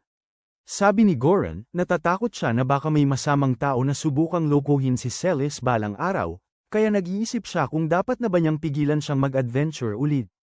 Pero si Locke, confident na okay lang siya, at nangako siyang babantayan siya. Sabi niya, aalagaan niya si Celeste para hindi ito ma-stress, at sobrang thankful si Goran dito. Bumalik si Celeste sa kwarto, at nagtataka siya kung anong nangyayari. Ang dami niyang naiisip na kung ano-ano, kaya agad siyang umalis. Makalipas ang ilang minuto, sobrang pagod na ng ating bida dahil sa pag-aayos ng lahat. Nagsisimulang humingi ng tawad si Celeste, pero ayaw ni Locke ng kahit anong hindi pagkakaintindihan. Kailangan daw nilang sabihan si Goran tungkol sa mga vampira. Shocked si Goren nung sinabi ni Locke na may balak ang mga vampira at may leader silang isang High Lord. Ipinaliwanag ni Locke na kailangan nilang protektahan ang kanilang secret weapon na si Gerb Urga habang inaatake nila ang kuta ng mga vampira at ang High Lord. Tinanong ni Goren kung pwede bang makuha si Gerb Urga para tumulong sa kanila kasi sobrang lakas nito. Kailangan ipaliwanag ni Lysera sa kanya na yung kapangyarihan ni Gerb Urga ay gumagana lang kapag nagiging vampira. Sabi ni Locke, sobrang hirap talagang protektahan si Gerb Urga habang naglalaban. Biglang naisip ni Sia yung ibang parte ng alamat. Kung iinumin ng High Lord yung dugo ng Seraphils, ang bilis ng pagbuo ng sumpa sa medalyon niya, kaya may magbubukas na pintuan sa ibang dimensyon agad-agad. Nakakabahala tong balita, at mukhang hindi alam ni Gerb Urga to.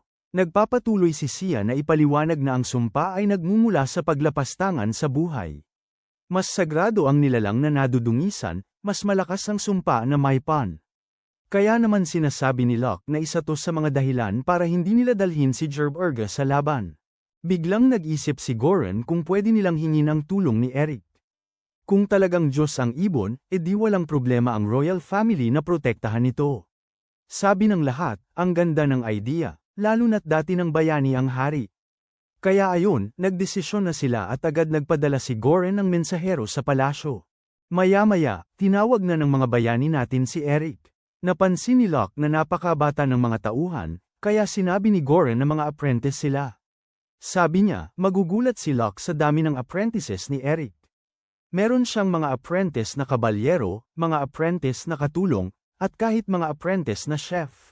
Mga nasa 2,000 sila. At nagtataka si Locke kung masyado na yun. Sinabi ni Goren na si Eric ang gumawa ng welfare policy na to.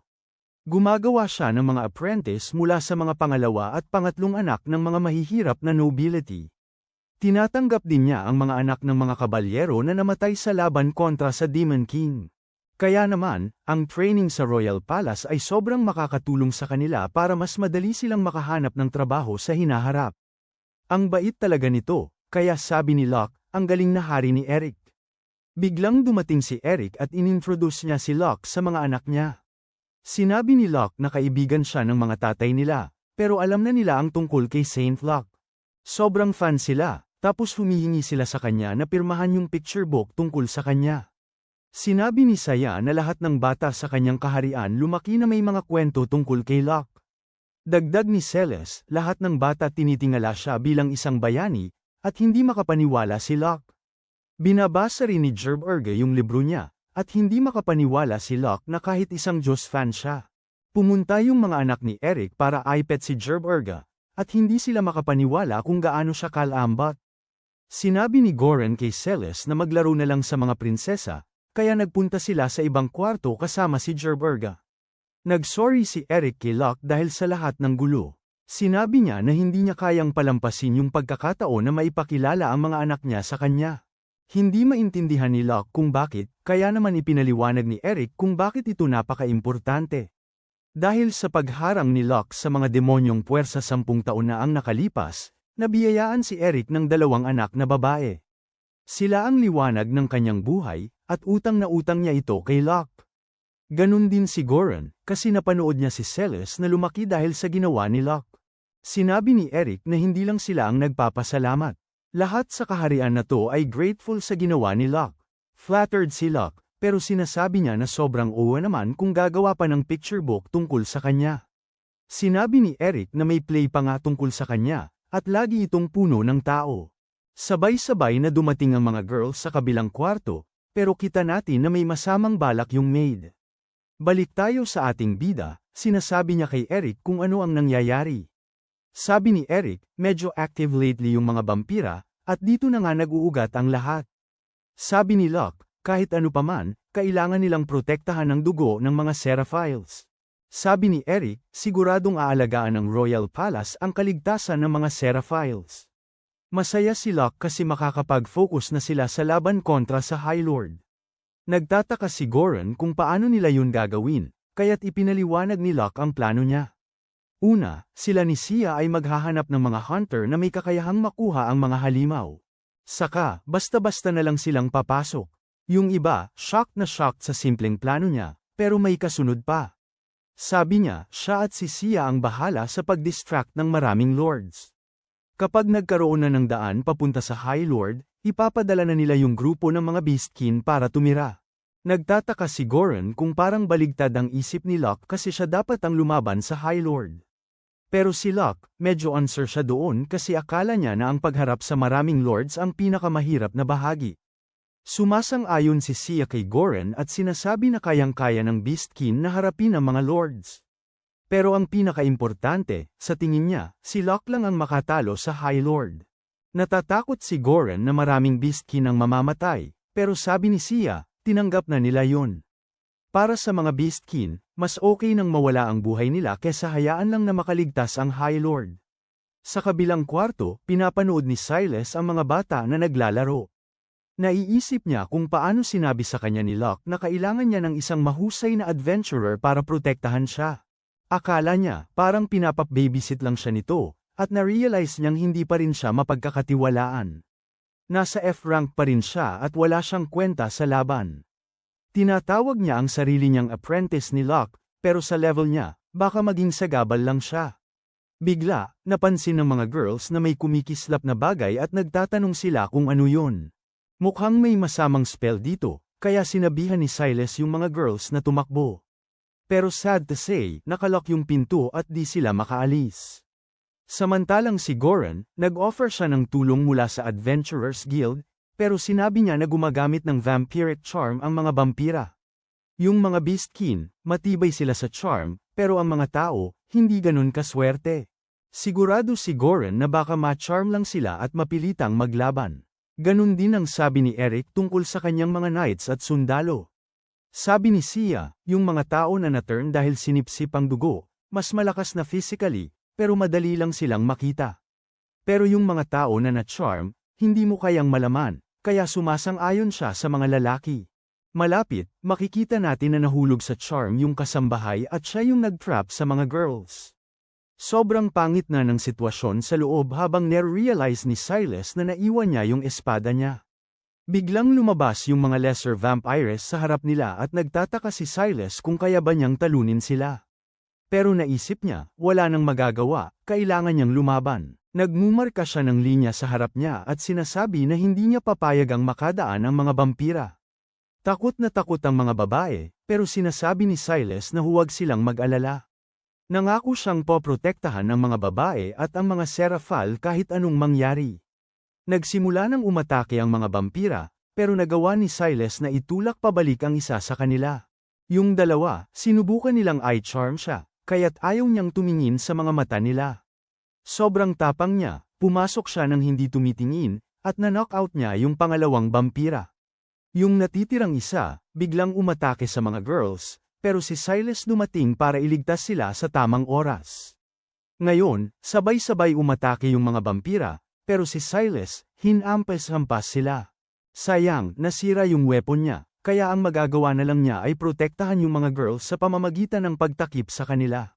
Parang katapusan na ng buhay nila, pero biglang may sumabog na puwersa na nagtulak sa mga vampira palayo. Swerte lang, at sinabi niya kay Silas na ang galing niya. Sabi pa niya, yun yung inaasahan niya mula sa kanyang apprentice, at si Silas, nawala na lang sa isip niya. Biglang nagbago ang ihip ng kapalaran at sinabing siya na ang bahala. Pagtingin sandali sa nakaraan, makikita ang lahat na nag-uusap tungkol sa kakayahan ng mga vampira na magpalamig ng tao. Sobrang matibay si Goron at Derek sa mga mental na atake, pero ang mga sundalo nila, hindi ganoon kaswerte. Di sila makakatulong, pero sinabi ni Sia na iwanan na lang ito sa mga kamag-anak ng halimaw. Dito na naramdaman ni Locke na may hindi tama, kaya tumalon siya sa bintana. Nakita niya kung ano ang nangyayari, at dumating siya para iligtas ang mga babae. Sinubukan siyang akitin ng mga vampira, pero wala silang magagawa. Basta't pinagtatag nila ito sa isang barrier na walang pagkakataong makaalis. Dinurog niya yung mga vampire, at hindi makapaniwala si Silas na kaya niyang patumbahin yung tatlong vampire na parang wala lang. Sabi niya, talagang siya na yung legendary Locke. Hindi nagtagal, dumating na yung mga lalaki, at nagpasalamat si Eric kay Silas sa pagprotekta sa mga anak niya. Sinubukan niyang i-credit si Locke, pero sinabi ni Locke na siya talaga ang nagprotekta sa kanila. Bigla, napansin ni Silas na mas maraming vampira ang papasok sa portal. Bago pa sila makapasok, ginamit ni Locke ang enerhiya ni Valcrum para mag-transform na parang siya. Nang dumating ang mga vampira, batiin nila si Lord Valcrum. Sinabi nila na nandito sila sa utos ng Sixth Vampire Lord. Nawala na yung 3 life signs ng mga vampira na pinadala dito, kaya nagpunta sila para mag-imbestiga. Nung narinig ni Locke lahat ng ito, bigla niyang naisip na mas mababa ang bilang ng Vampire Lord, mas mataas ang rank. Si Valcrum kasi yung ikawalong Lord, kaya whoever yung pinag-uusapan nila, mas mataas ang rank. Nag-isip si Locke ng dahilan para alisin yung ibang vampira, at tinanong niya kung bakit nga ba nandito sila sa unang lugar. Sinasabi ng mga tao na hinahanap nila yung Chicken God, at sobrang natatakot si Sarah nang marinig to. Ipinaliwanag ng mga vampira na ang High Lord ay may kontrol sa napakaraming tao, at may ilan sa kanila na nakapasok na sa Royal Palace. Sabi ni Locke na gusto niyang makausap yung pang-anim na Vampire Lord ng direkta, kaya kinumpirma ng mga vampira na makakapunta siya doon gamit yung portal. Yun lang ang kailangan malaman ni Locke, kaya pinatay niya yung mga vampira. Nagtataka si Locke kung paano napunta to dito, kaya ipinaliwanag ni Celes na dinala to ng isang kasambahay na si Rona. Napagtanto ni Eric na na-turn na si Rona ng mga vampira, kaya inutusan niyang arestuhin siya. Nagmamadali si Celes na kausapin siya muna, kaya sinabi ni Locke kay Sia na sumama sa kanya. Dinala ni Eric ang anak niya sa isang ligtas na lugar, at sinabi ni Locke kay Goren na bantayan si Gerberga. Si Locke, sa kanyang sarili, ay nagdeklara na aalagaan niya ang ika-6 na Panginoon ng vampira.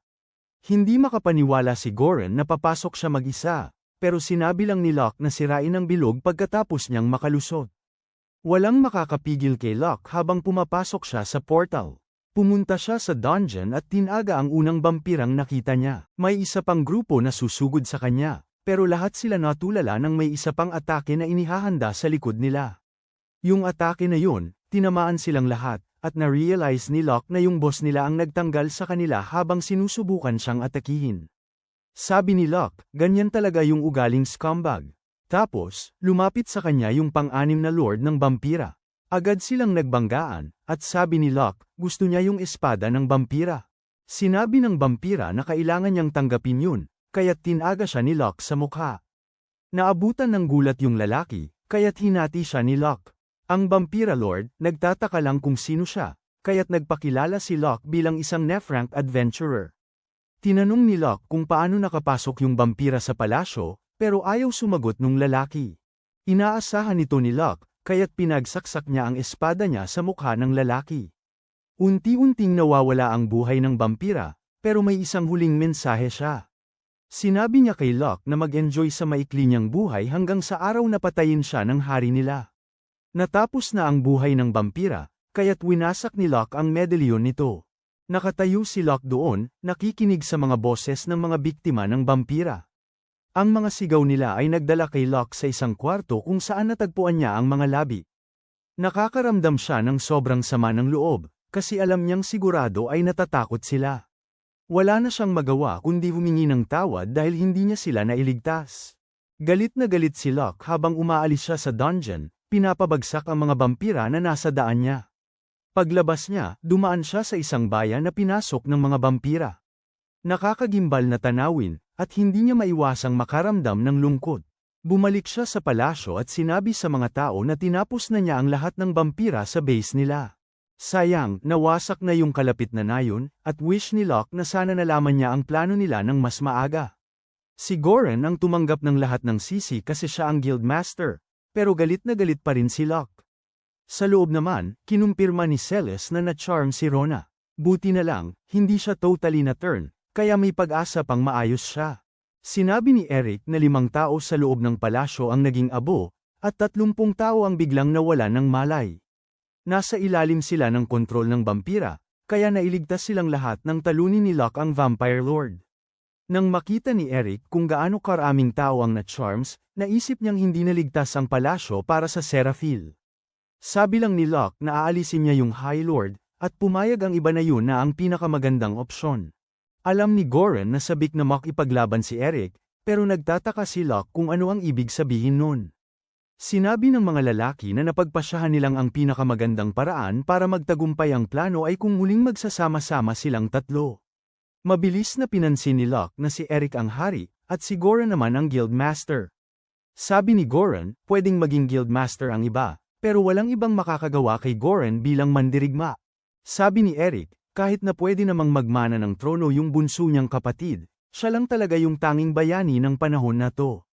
Desidido na sila, kaya nagdeklara sila na oras na para durugin yung mataas na Panginoon.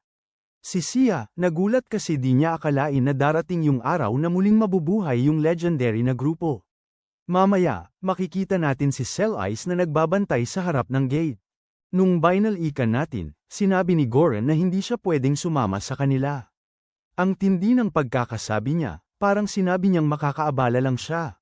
Sobrang nasaktan si Cell Ice, pero nagkaroon ng idea si Locke. Sabi niya, dapat bigyan ni Goran si Cell Ice ng isa sa mga espada niya. Sabi niya na parang pareho lang ng estilo ng laban nila, at ang galing ng lakas niya. Gusto ni Locke na siya ang magbantay sa mga prinsesa, at pumayag si Eric. May posibilidad na may ibang lord pa na may mga tauhan sa loob ng kastilyo, at sigurado si Locke na kaya ng kanyang apprentice yan. Sabi ni Cell Ice na kaya niya, kaya pumayag na rin si Goran. Balik tayo sa kasalukuyan. Makikita natin na may grupo ng mga vampira na dumating sa labas ng kastilyo. Nandyan sila para sa Diyos ng Ibon, pero ayaw ni Cell Ice na makapasok sila. May isang vampira na sinubukang pagtawanan siya, pero isang iglap, pinugutan niya ito ng ulo. Si Cell Ice, nagwawala na sa mga vampira, at naiisip niya yung sinabi ni Locke sa kanya. Sabi niya, ang pinakamagandang paraan para harapin yung mga vampira na mahilig sa charm ay umatake agad. At yun ang ginawa ni Cell Ice, pinapagana niya lahat ng vampira. Pero nagpanik sila at nagdesisyon na baliwalain siya, diretso na sila sa Seraphile. Nasa malaking problema si Liz Sera, pero nagpakita siya ng trap na nakaabang para sa kanila.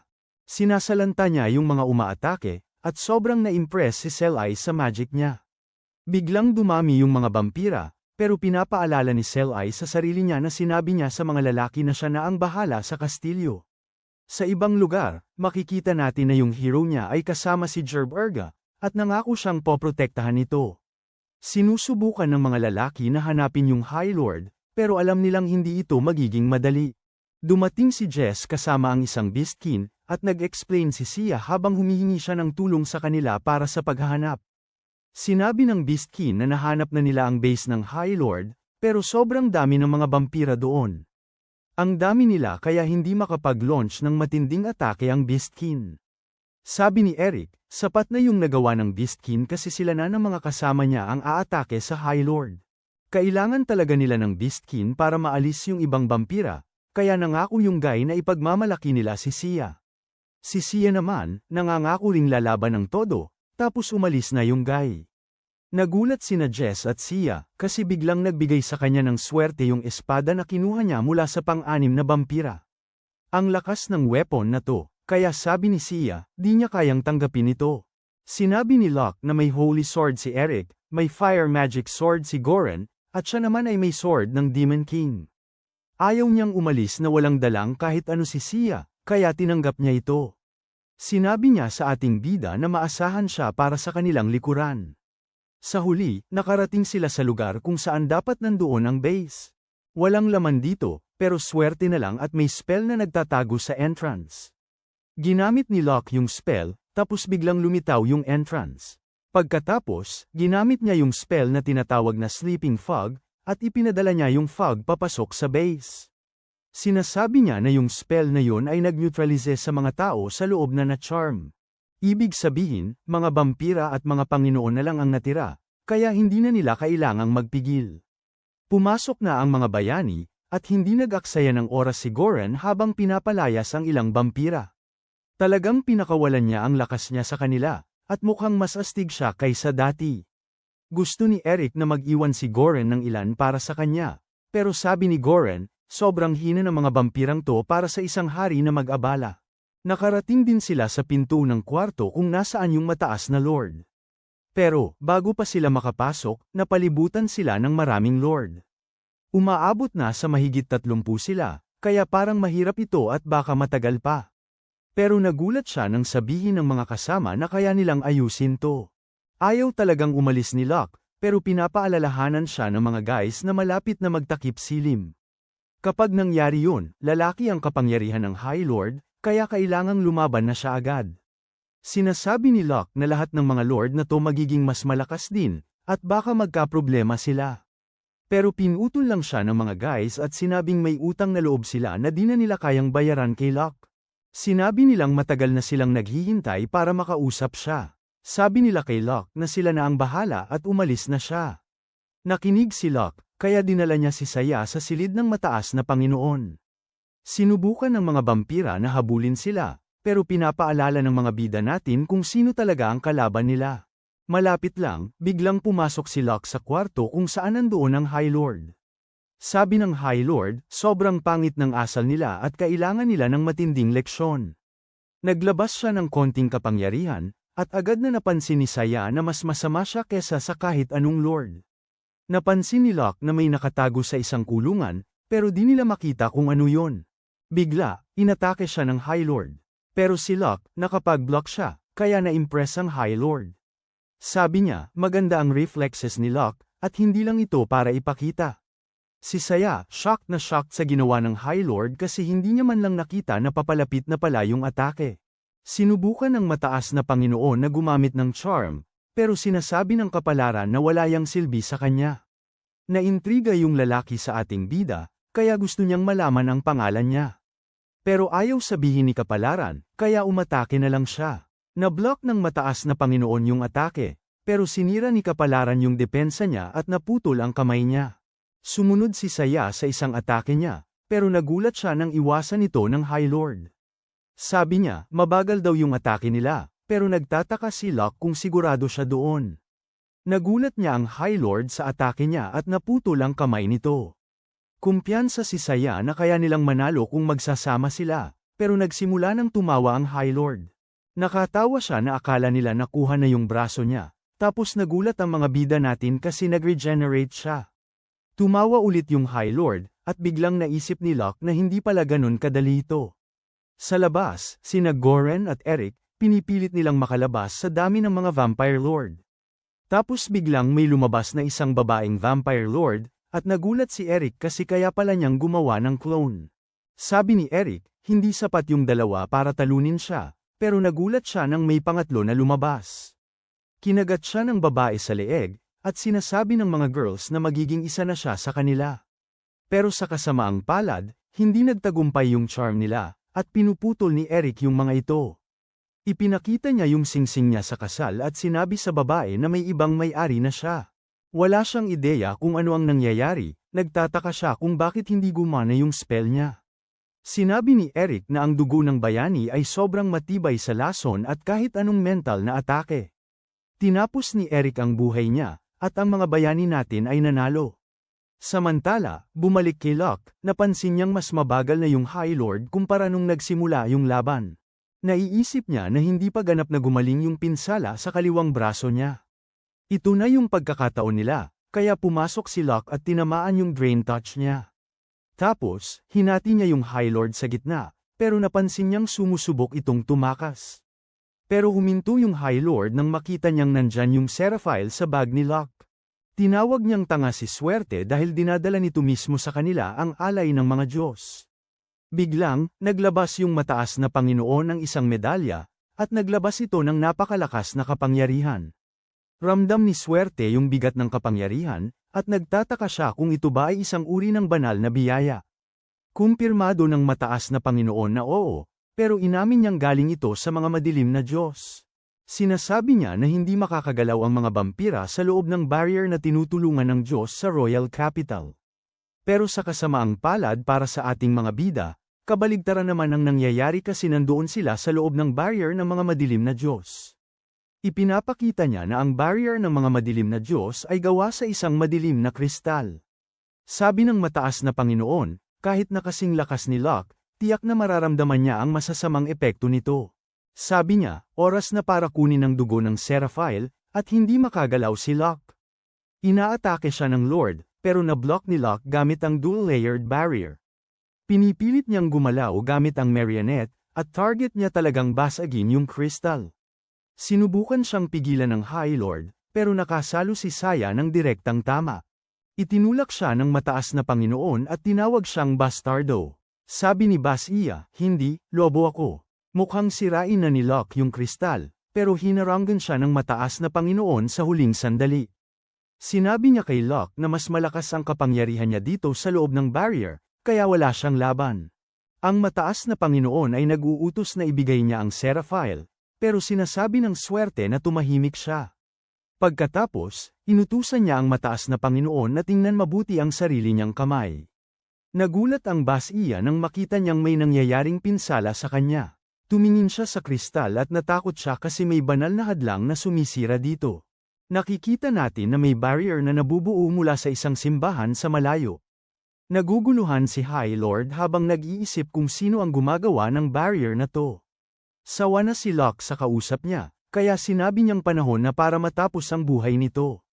Pinutol ni Locke siya sa piraso at totally winasak ang kristal. Sinubukan ng mataas na Panginoon na magbago para makaalis, pero tinawag ng kapalaran si Gerb Urga. Sumigaw si Gerb Urga ng todo, at nahinto ang pagbabago ng mataas na Panginoon. Di siya makapaniwala na dito na matatapos ang lahat, at unti-unti nang nawawala ang kanyang buhay. Tapos na ang labanan, at si Saya, may ilang gasgas lang dahil sa magic ng kapalaran. Nagpasalamat si Locke sa tulong, at sabi niya, pribilehiyo daw niya yun. Bigla, narinig ng mga bida ang ingay, at nakita nila ang isang tuta ng lobo na nakalock sa cage. Nagtataka si Locke kung familiar ba ito ng High Lord, pero sabi ni Saya, malamang ito ay isang sagradong hayop. Sinasabi kasi na ang mga sagradong lobo ay may iisang ninuno sa mga lobo at tao, kaya magkarespeto sila sa isa't isa. Nagtataka si Locke kung may mga Diyos-Diyos ang kapangyarihan siya tulad ni Gerb Urga, pero sinabi ni Saya na wala naman. Sa halip, may hinala siya na nahuli siya ng mga vampira kasi hindi naman ito napapaamo o natutukso. Siguro gusto lang nilang pag-aralan yung espesyal na resistensya na meron siya, katulad ng mga hayop. Ang mga lobo na ito, sobrang talino, kaya hindi niya nakikita na magiging marahas ito sa kanila. Binuksan ni Locke yung kulungan para palayain ito, pero tulog na tulog pa rin yung maliit na hayop. Sabi ni Saya, kasi yun yung epekto ng sleeping fog spell na ginamit ni Locke kanina. Nakalimutan na ni Locke yun, kaya ginamit niya ulit yung spell para gisingin yung tuta. Biglang inatake ng lobo si Locke, at hindi makapaniwala si Locke na kinakagat siya sa ulo. Akala niya hindi na ito magiging marahas, kaya sinabihan niya itong tigilan na. Sabi ni Saya sa wolf na mag-relax kasi yung tao na inaatake niya, siya yung nagligtas sa kanya. Sinasabi niya na okay na lahat, kaya nakalma na yung wolf. Sinabi ni Locke na libre na siya ngayon, kaya pwede na siyang gumawa ng kahit anong gusto niya. Sinundan sila ng wolf, at nagtipon ulit ang mga bida. Sinabi ni Locke kay Eric na pasalamatan ang asawa niya para sa kanya dahil ang holy magic nito ang nagligtas sa kanya. Tinanong ni Locke kung si Eric ba ang humiling sa kanya na tulungan sila. Ipinaliwanag ni Eric na hindi na kailangan ng mga salita sa pagitan nila kasi mag-asawa sila. Nagtawanan si Goran at tinukso siya na nagmamalaki tungkol sa asawa niya. Sabi niya, sa pagkakataong ito, sabay-sabay na silang uuwi. Pagbalik nila sa kabisera, sobrang saya ng mga tao para sa mga bayani natin. Sabi ni Eric, natalo na nila yung High Lord, at ang tagumpay na to ay para sa lahat. Napakaingay ng crowd, at naiisip ni Locke yung 10 taon niyang pakikibaka mag-isa. Sanay na siyang makipaglaban, pero masaya pa rin na may mga kaibigan siyang nagbabantay sa kanya. Habang naglalakad ang ating mga bayani sa gubat, napansin ni Goran na may sumusunod sa kanila. At yun pala, yung tuta ng wolf. Sabi ni Locke, libre na siya ngayon. Sabi ni Saya, yun nga yung dahilan kung bakit sumusunod yung maliit na guy sa kanya. Sinabi ni Goran na hindi niya gets kung bakit hindi nalang kunin ni Locke yung tuta ng wolf. Sinasabi ni Eric na parang si Locke, malamang na walang pamilya itong wolf na to. Nil si Locke at tinanong ang wolf kung sigurado ba itong gusto niyang sumama sa kanya. Kitang-kita naman na gusto. Kaya sinabi ni Locke na siya na ang magiging pamilya nito. Nagdiwang ang wolf sa pamamagitan ng pagdila sa mukha ng ating bida, at lahat sila ay masaya sa moment na yun.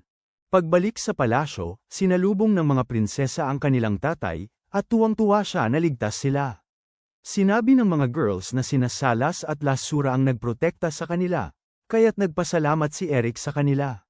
Biglang napansin ni Locke yung tambak ng mga hiyas, at nagtataka siya kung galing ito sa mga vampira. Sabi ni Salas, mga 20 vampira ang umatake, pero 15 lang ang napabagsak nila. Tumingin si Locke ng mas mabuti at nakita niyang may 2 arch-vampire gems na nakahalo sa iba. Nagulat ang lahat kasi sobrang lakas ng mga arch-vampire. Aminado si Salas na may ilan sa kanila na malakas, pero di niya talaga matukoy kasi hindi naman sila gumagamit ng enhancement. Sinabi ni Locke na magaling siya, at kita na anak talaga siya ni Goran. Nagseryoso si Goran at sinabi niyang bilang ama, sobrang proud siya. Naapektuhan ng emosyon si Salas, at nangako siyang magiging mandirigma na hindi ikahihiya ni Goran. Pagkatapos, napansin ni Eric na may ilang arch-vampire pa rin na nakakapasok sa barrier ng syudad.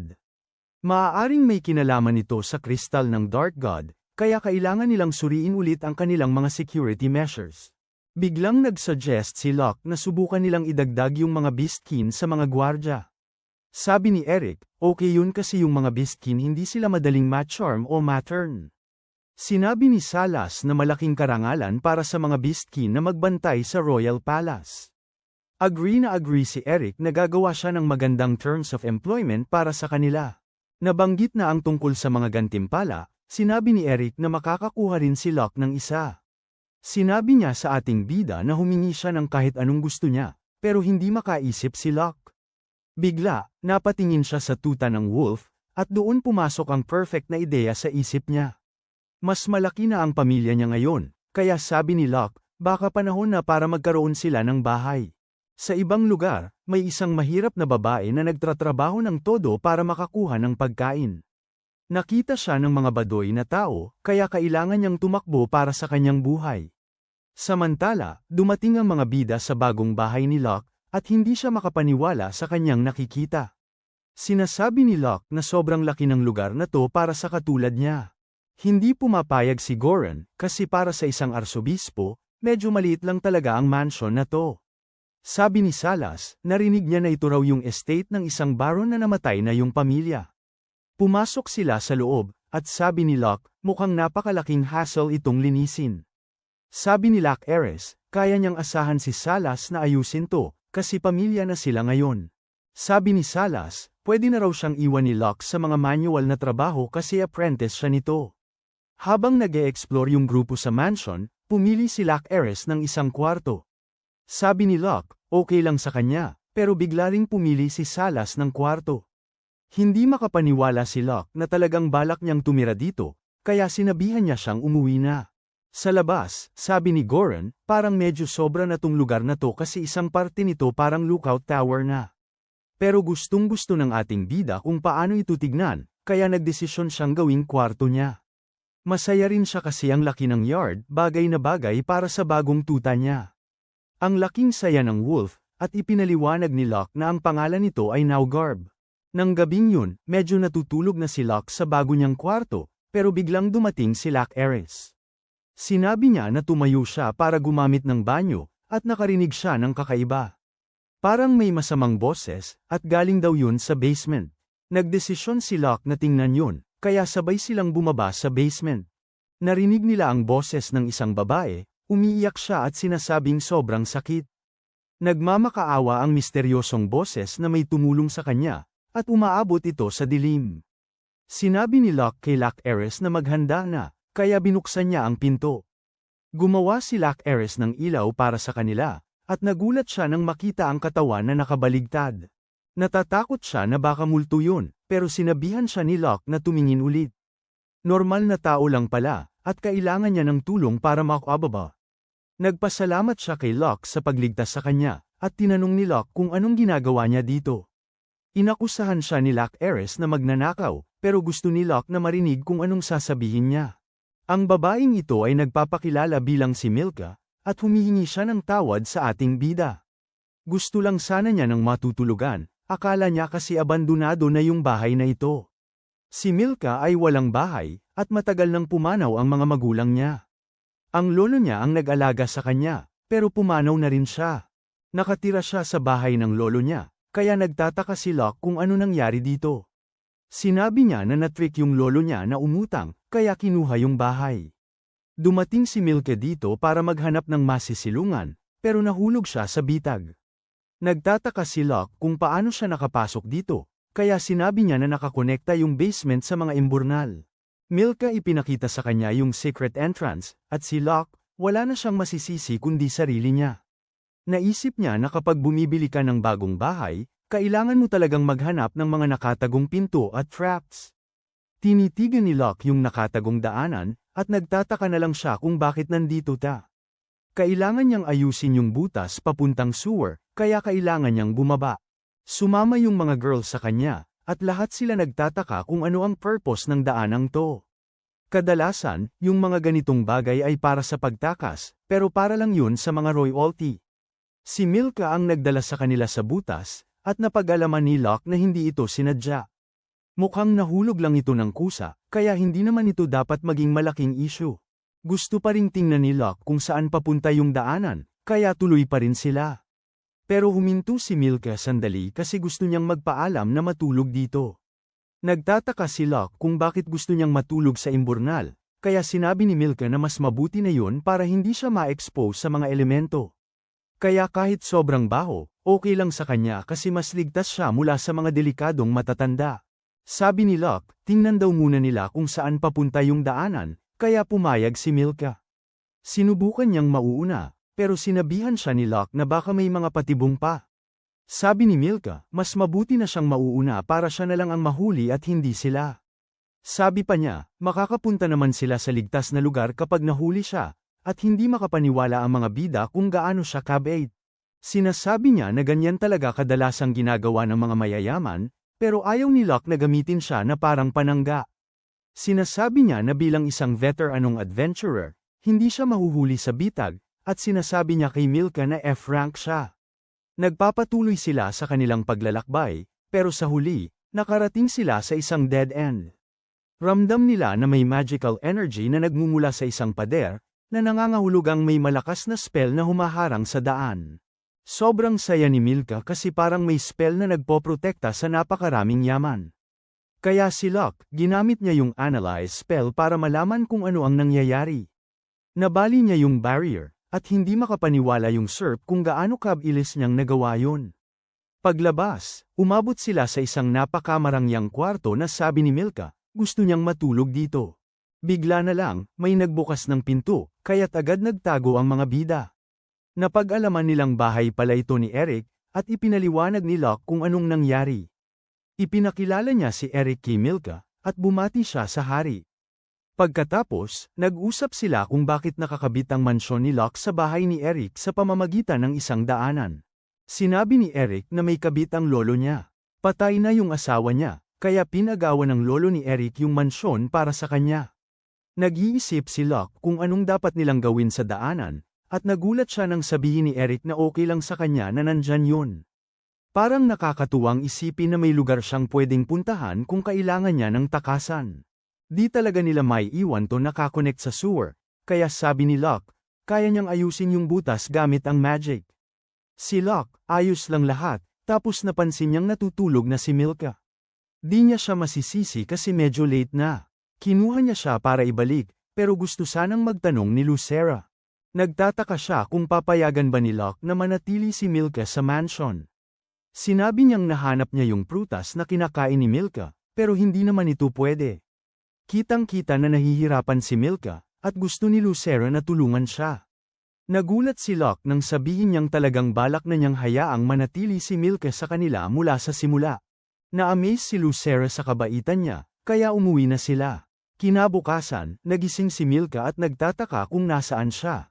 Ang tiyan niya sobrang maingay, pero natakot siya nang makita na isang lobo pala yun. Dumating si Locke para iligtas siya mula sa gulo, at sinabi niya sa alaga niya na ang galing nito sa pagdakip sa magnanakaw. Nagising ang lahat, at ipinakilala ni Locke si Milka. Sinabi niyang siya ang makakasama nila, at nagulat si Milka. Sabi niya, ilalagay siya sa tungkulin ng paglilinis at mga gawaing bahay. Talagang sobrang thankful ni Milka, kaya sinabi niyang huwag siyang mag-alala, siya na ang bahala. Umuugong na naman ang tiyan ni Milka, kaya nagdesisyon silang mag-almusal. Habang kumakain, hindi makapaniwala si Goren na may natagpuan na namang residente si Locke. Isang gabi pa lang silang nandito, kaya sabi ni Goren, parang walang kapayapaan sa buhay ng ating bida.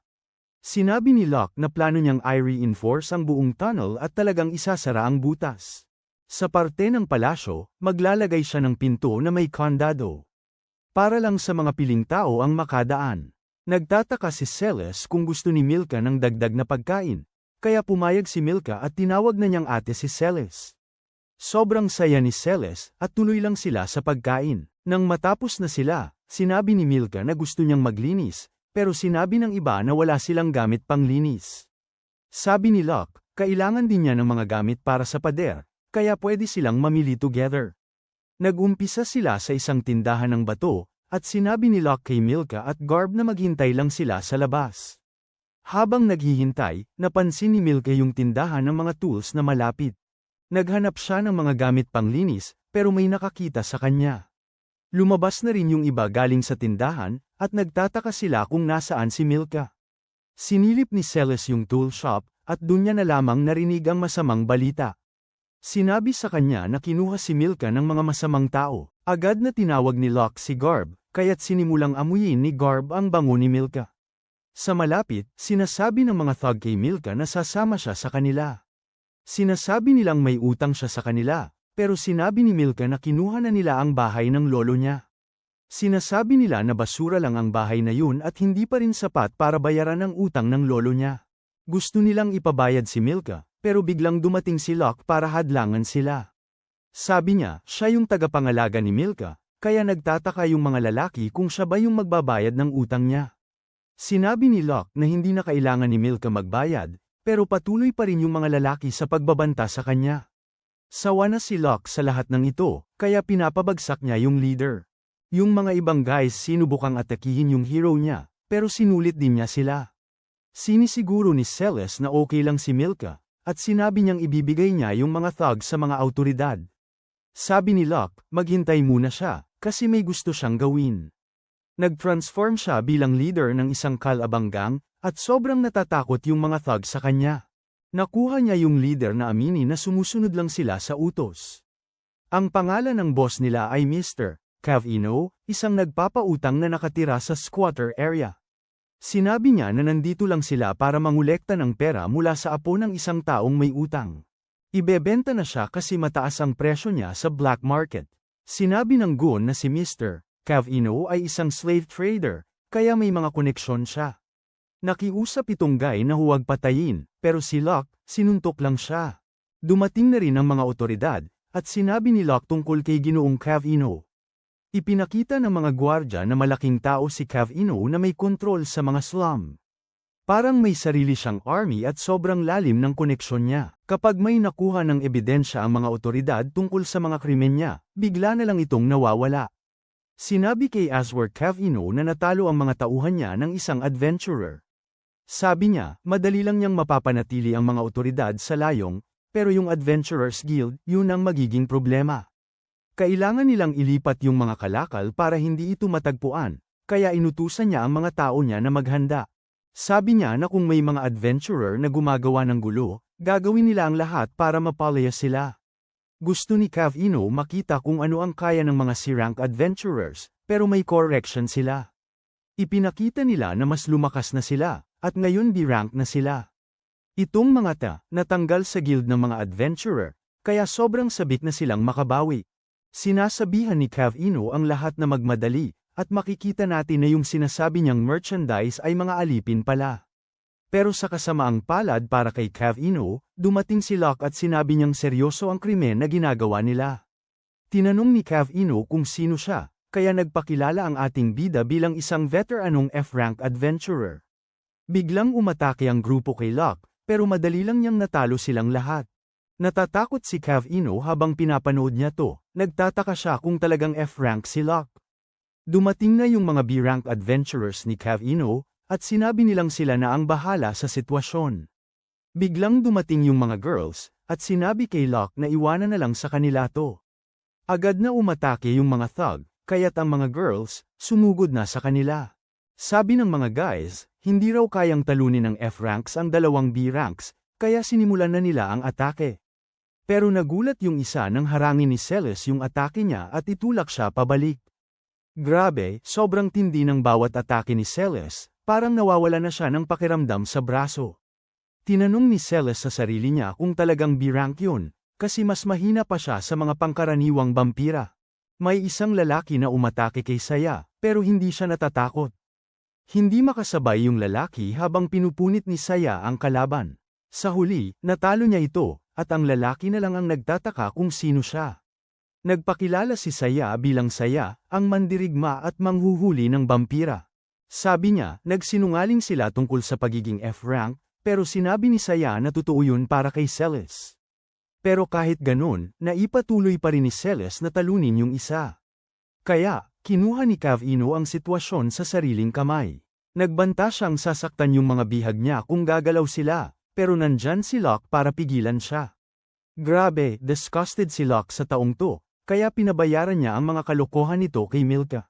Lahat ng mga tauhan ni Cavino sinubukan makaalis, pero pinasuko sila ni Guard. Nagbanta si Cavino na marami siyang koneksyon, kaya ituturo niya kay Locke kung sino ang may kontrol sa bayan na to.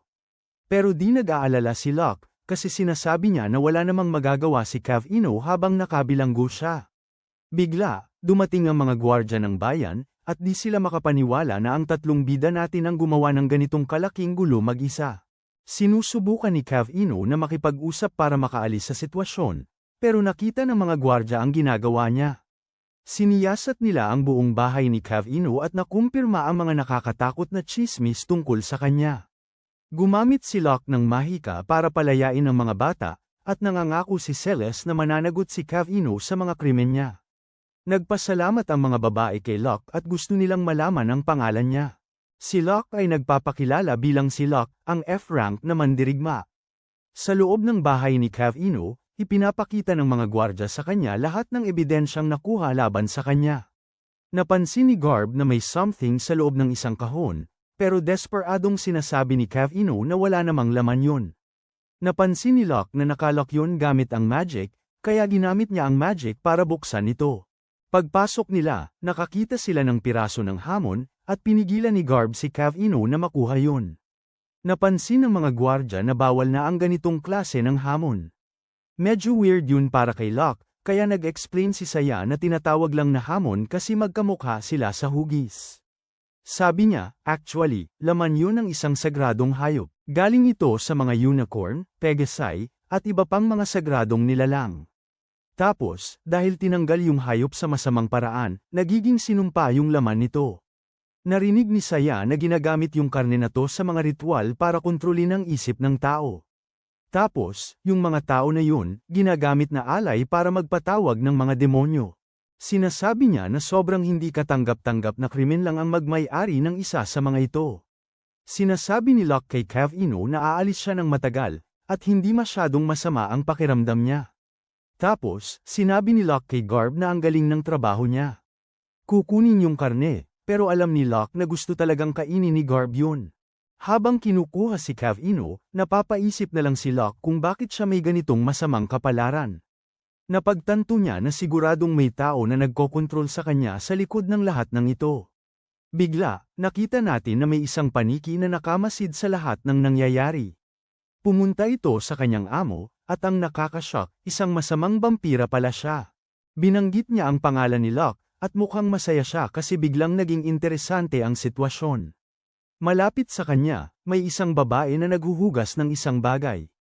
Yung tubig na ginagamit niya ay dumadaan sa drain at nakakabit sa kanal. Sa kanal, makikita natin na punong-puno ito ng mga halimaw. Pagkatapos, umuwi si Locke at sinalubong siya ng lahat. Nagtataka yung mga girls kung nasaan si Celes, pero dumating din siya agad. Umuwi siya para kumuha ng mga damit para makapag-stay dito. Ready na siyang maglinis, pero pinapaalalahanan siya ni Milka na trabaho yun ng ate niya. Sabi ni Celes, mas mabilis silang makakapaglinis kung sabay-sabay sila, kaya sumang-ayon si Milka. Balik si Locke sa nakatagong daanan para maayos ng maayos yung imburnal. Inabot siya ng oras pero sa wakas, na-check niya ng maayos at naselyohan niya yung butas.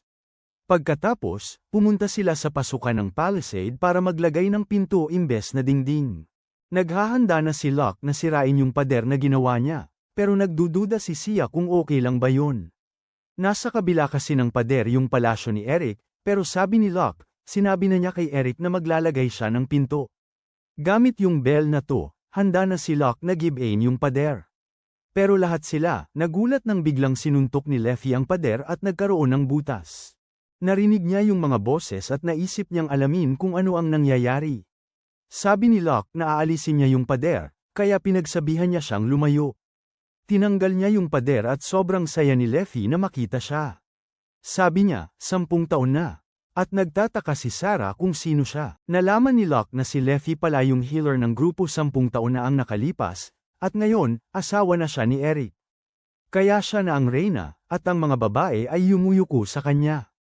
Pero ayaw ni Leffy ng ganyang mga formalidad, kaya't simpleng nagpasalamat na lang siya sa mga babae sa pagtulong kay Locke. Nagtataka na lang si Locke kung anong klaseng reyna ang naglalagay ng kamao sa pader. Sinabi ni Leffy na may narinig siya, at ang pinakamabilis na paraan para malaman kung ano yun ay sa pamamagitan ng pagpalo sa pader. Dumating si Eric pagkatapos at nagtataka siya kung bakit matagal si Locke. Umaasa siyang matatapos na ni Locke to nang hindi nalalaman ni Leffy. Pero huli na para doon dahil sinabi ni Leffy kay Eric na ipaliwanag kung ano ang nangyayari. Sabi ni Eric, may secret passageway daw pero ayaw niyang magkamali ng isip si Leffy. Sinabi niya na yung daanan ay papunta sa bahay ng isang mistress, pero mas lalo lang nitong pinababa ang sitwasyon. Buti na lang, si Locke na ang humawak sa paliwanag at inayos niya ang mga bagay-bagay. Tapos, tinapos ni Locke ang pagkukumpuni sa pader at nilagyan niya ito ng mithril shield. Parang ang shield nandyan lang para sa show, pero yun na pala yung bagong pinto. Si Locke, parang may power na siya na pipiliin lang kung sino ang makakapasok, kaya nagtataka siya kung sino ang gusto ni Eric na piliin. Si Eric, pinili yung sarili niya, si Leffy, at mga anak niya. Nagliwanag si Locke sa crest at sinabi niya sa lahat na pinili ni Eric na ilagay ang kamay nila sa magic circle. Tapos na yung spell, kaya 4 na pinili lang ang pwedeng bumukas ng pinto. Sabi ni Eric, gusto niyang makagamit din si Locke kasi mas makaka-relax yun. Idinagdag ni Locke yung sarili niya, at ayun, tapos na ang trabaho. Biglang dumating si Goren mula sa kabila, at nagtatanong si Hero kung anong ginagawa niya. Sinasabi ni Goren na sinabi sa kanya ni Celes na nandyan si Locke sa daanan kaya't nagpunta siya para hanapin siya. Tamang-tama lang kasi sabi ni Locke na dapat idagdag si Goren sa listahan. Si Sia, sobrang nagulat kasi ito na yung unang pagkakataon sa loob ng 10 taon na nagtipon ng legendary na party.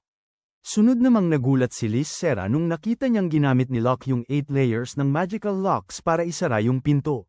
Hindi lang yan, kasi sinabi ni Locke na gumamit siya ng 2 iba pang mahiwagang kandado na kahit mga sorcerer hindi makita. Talagang imposibleng buksan to kaya't nagpasalamat si Eric sa kanya. Nagpasalamat din si Goren kay Locke dahil sa paglalantad ng mga krimen ni Cavino. Binanggit niya yung ham na kay Cavino, at nagtataka si Eric kung anong ibig niyang sabihin. Magiging komplikado na ang mga bagay, kaya't sama-sama ang lahat para sa tsismisan. Dinala ni Leffy ang mga girls sa kwarto at pinasok si Locke sa bahay. Naalala niyang nasa avenue siya ng holy barrier niya nung naglaban siya, kaya't nagpasalamat siya sa kanya. Pag-alis niya, nag-usap ang mga guys kung bakit sobrang weird ng juju ni Cavino. Hindi nila alam pero may masamang kutob si Locke. May mga hinala si Eric pero sabi niya, top secret daw to. Ayon sa isang report, yung mga arch-vampire na umatake nung isang araw, may dala silang juju na nakaka-neutralize ng barrier. Nakakatakot to kasi sa ganung kapangyarihan, kahit isang Lord-class vampire, kayang-kaya nang makapasok sa Royal Capital. Natatakot si Eric na baka may isa nang pumasok, nagsisimula na ang plano nila. Sabi ni Locke, kung ang hamay para sa ritual ng pagtawag ng demonyo, posibleng may nagbabalak na isakripisyo lahat ng mga bata. Gusto ni Eric na imbestigahan ito ni Locke at pumayag si Locke. Binabalaan ni Eric na para makagawa ng ganitong kalaking bagay sa Royal Capital, kailangan talagang mataas ang ranggo ng tao. Ibig sabihin nito, kailangan ng isang noble na makialam. Kaya kailangan maging maingat ni Locke. Kailangan niyang magsaliksik ng patago at gusto ni Eric na tumulong sina Sai at Lissura. Pagkatapos, umuwi si Locke at nagulat siya nang makita niyang nakaayos na si Milka. Binigyan siya ni Celes ng mga damit, Pero ngayon sobrang nahihiya na siya. Naghahanda na siyang magbihis ulit, pero sinasabi ng lahat na bagay sa kanya yung bago niyang look. Sa ibang lugar, sinasabi sa masamang vampira na oras na para sa kanyang pagkain. Hawak ng mga alalay niya yung isang babae at tinuklo ng vampira ang leeg niya. Yung babae na nagwawalis kanina, sobrang naguguluhan kasi kinuha na naman ng vampira ang isa pang biktima. Salamat sa panunood ng recap ko. Huwag kalimutan i-like ang video.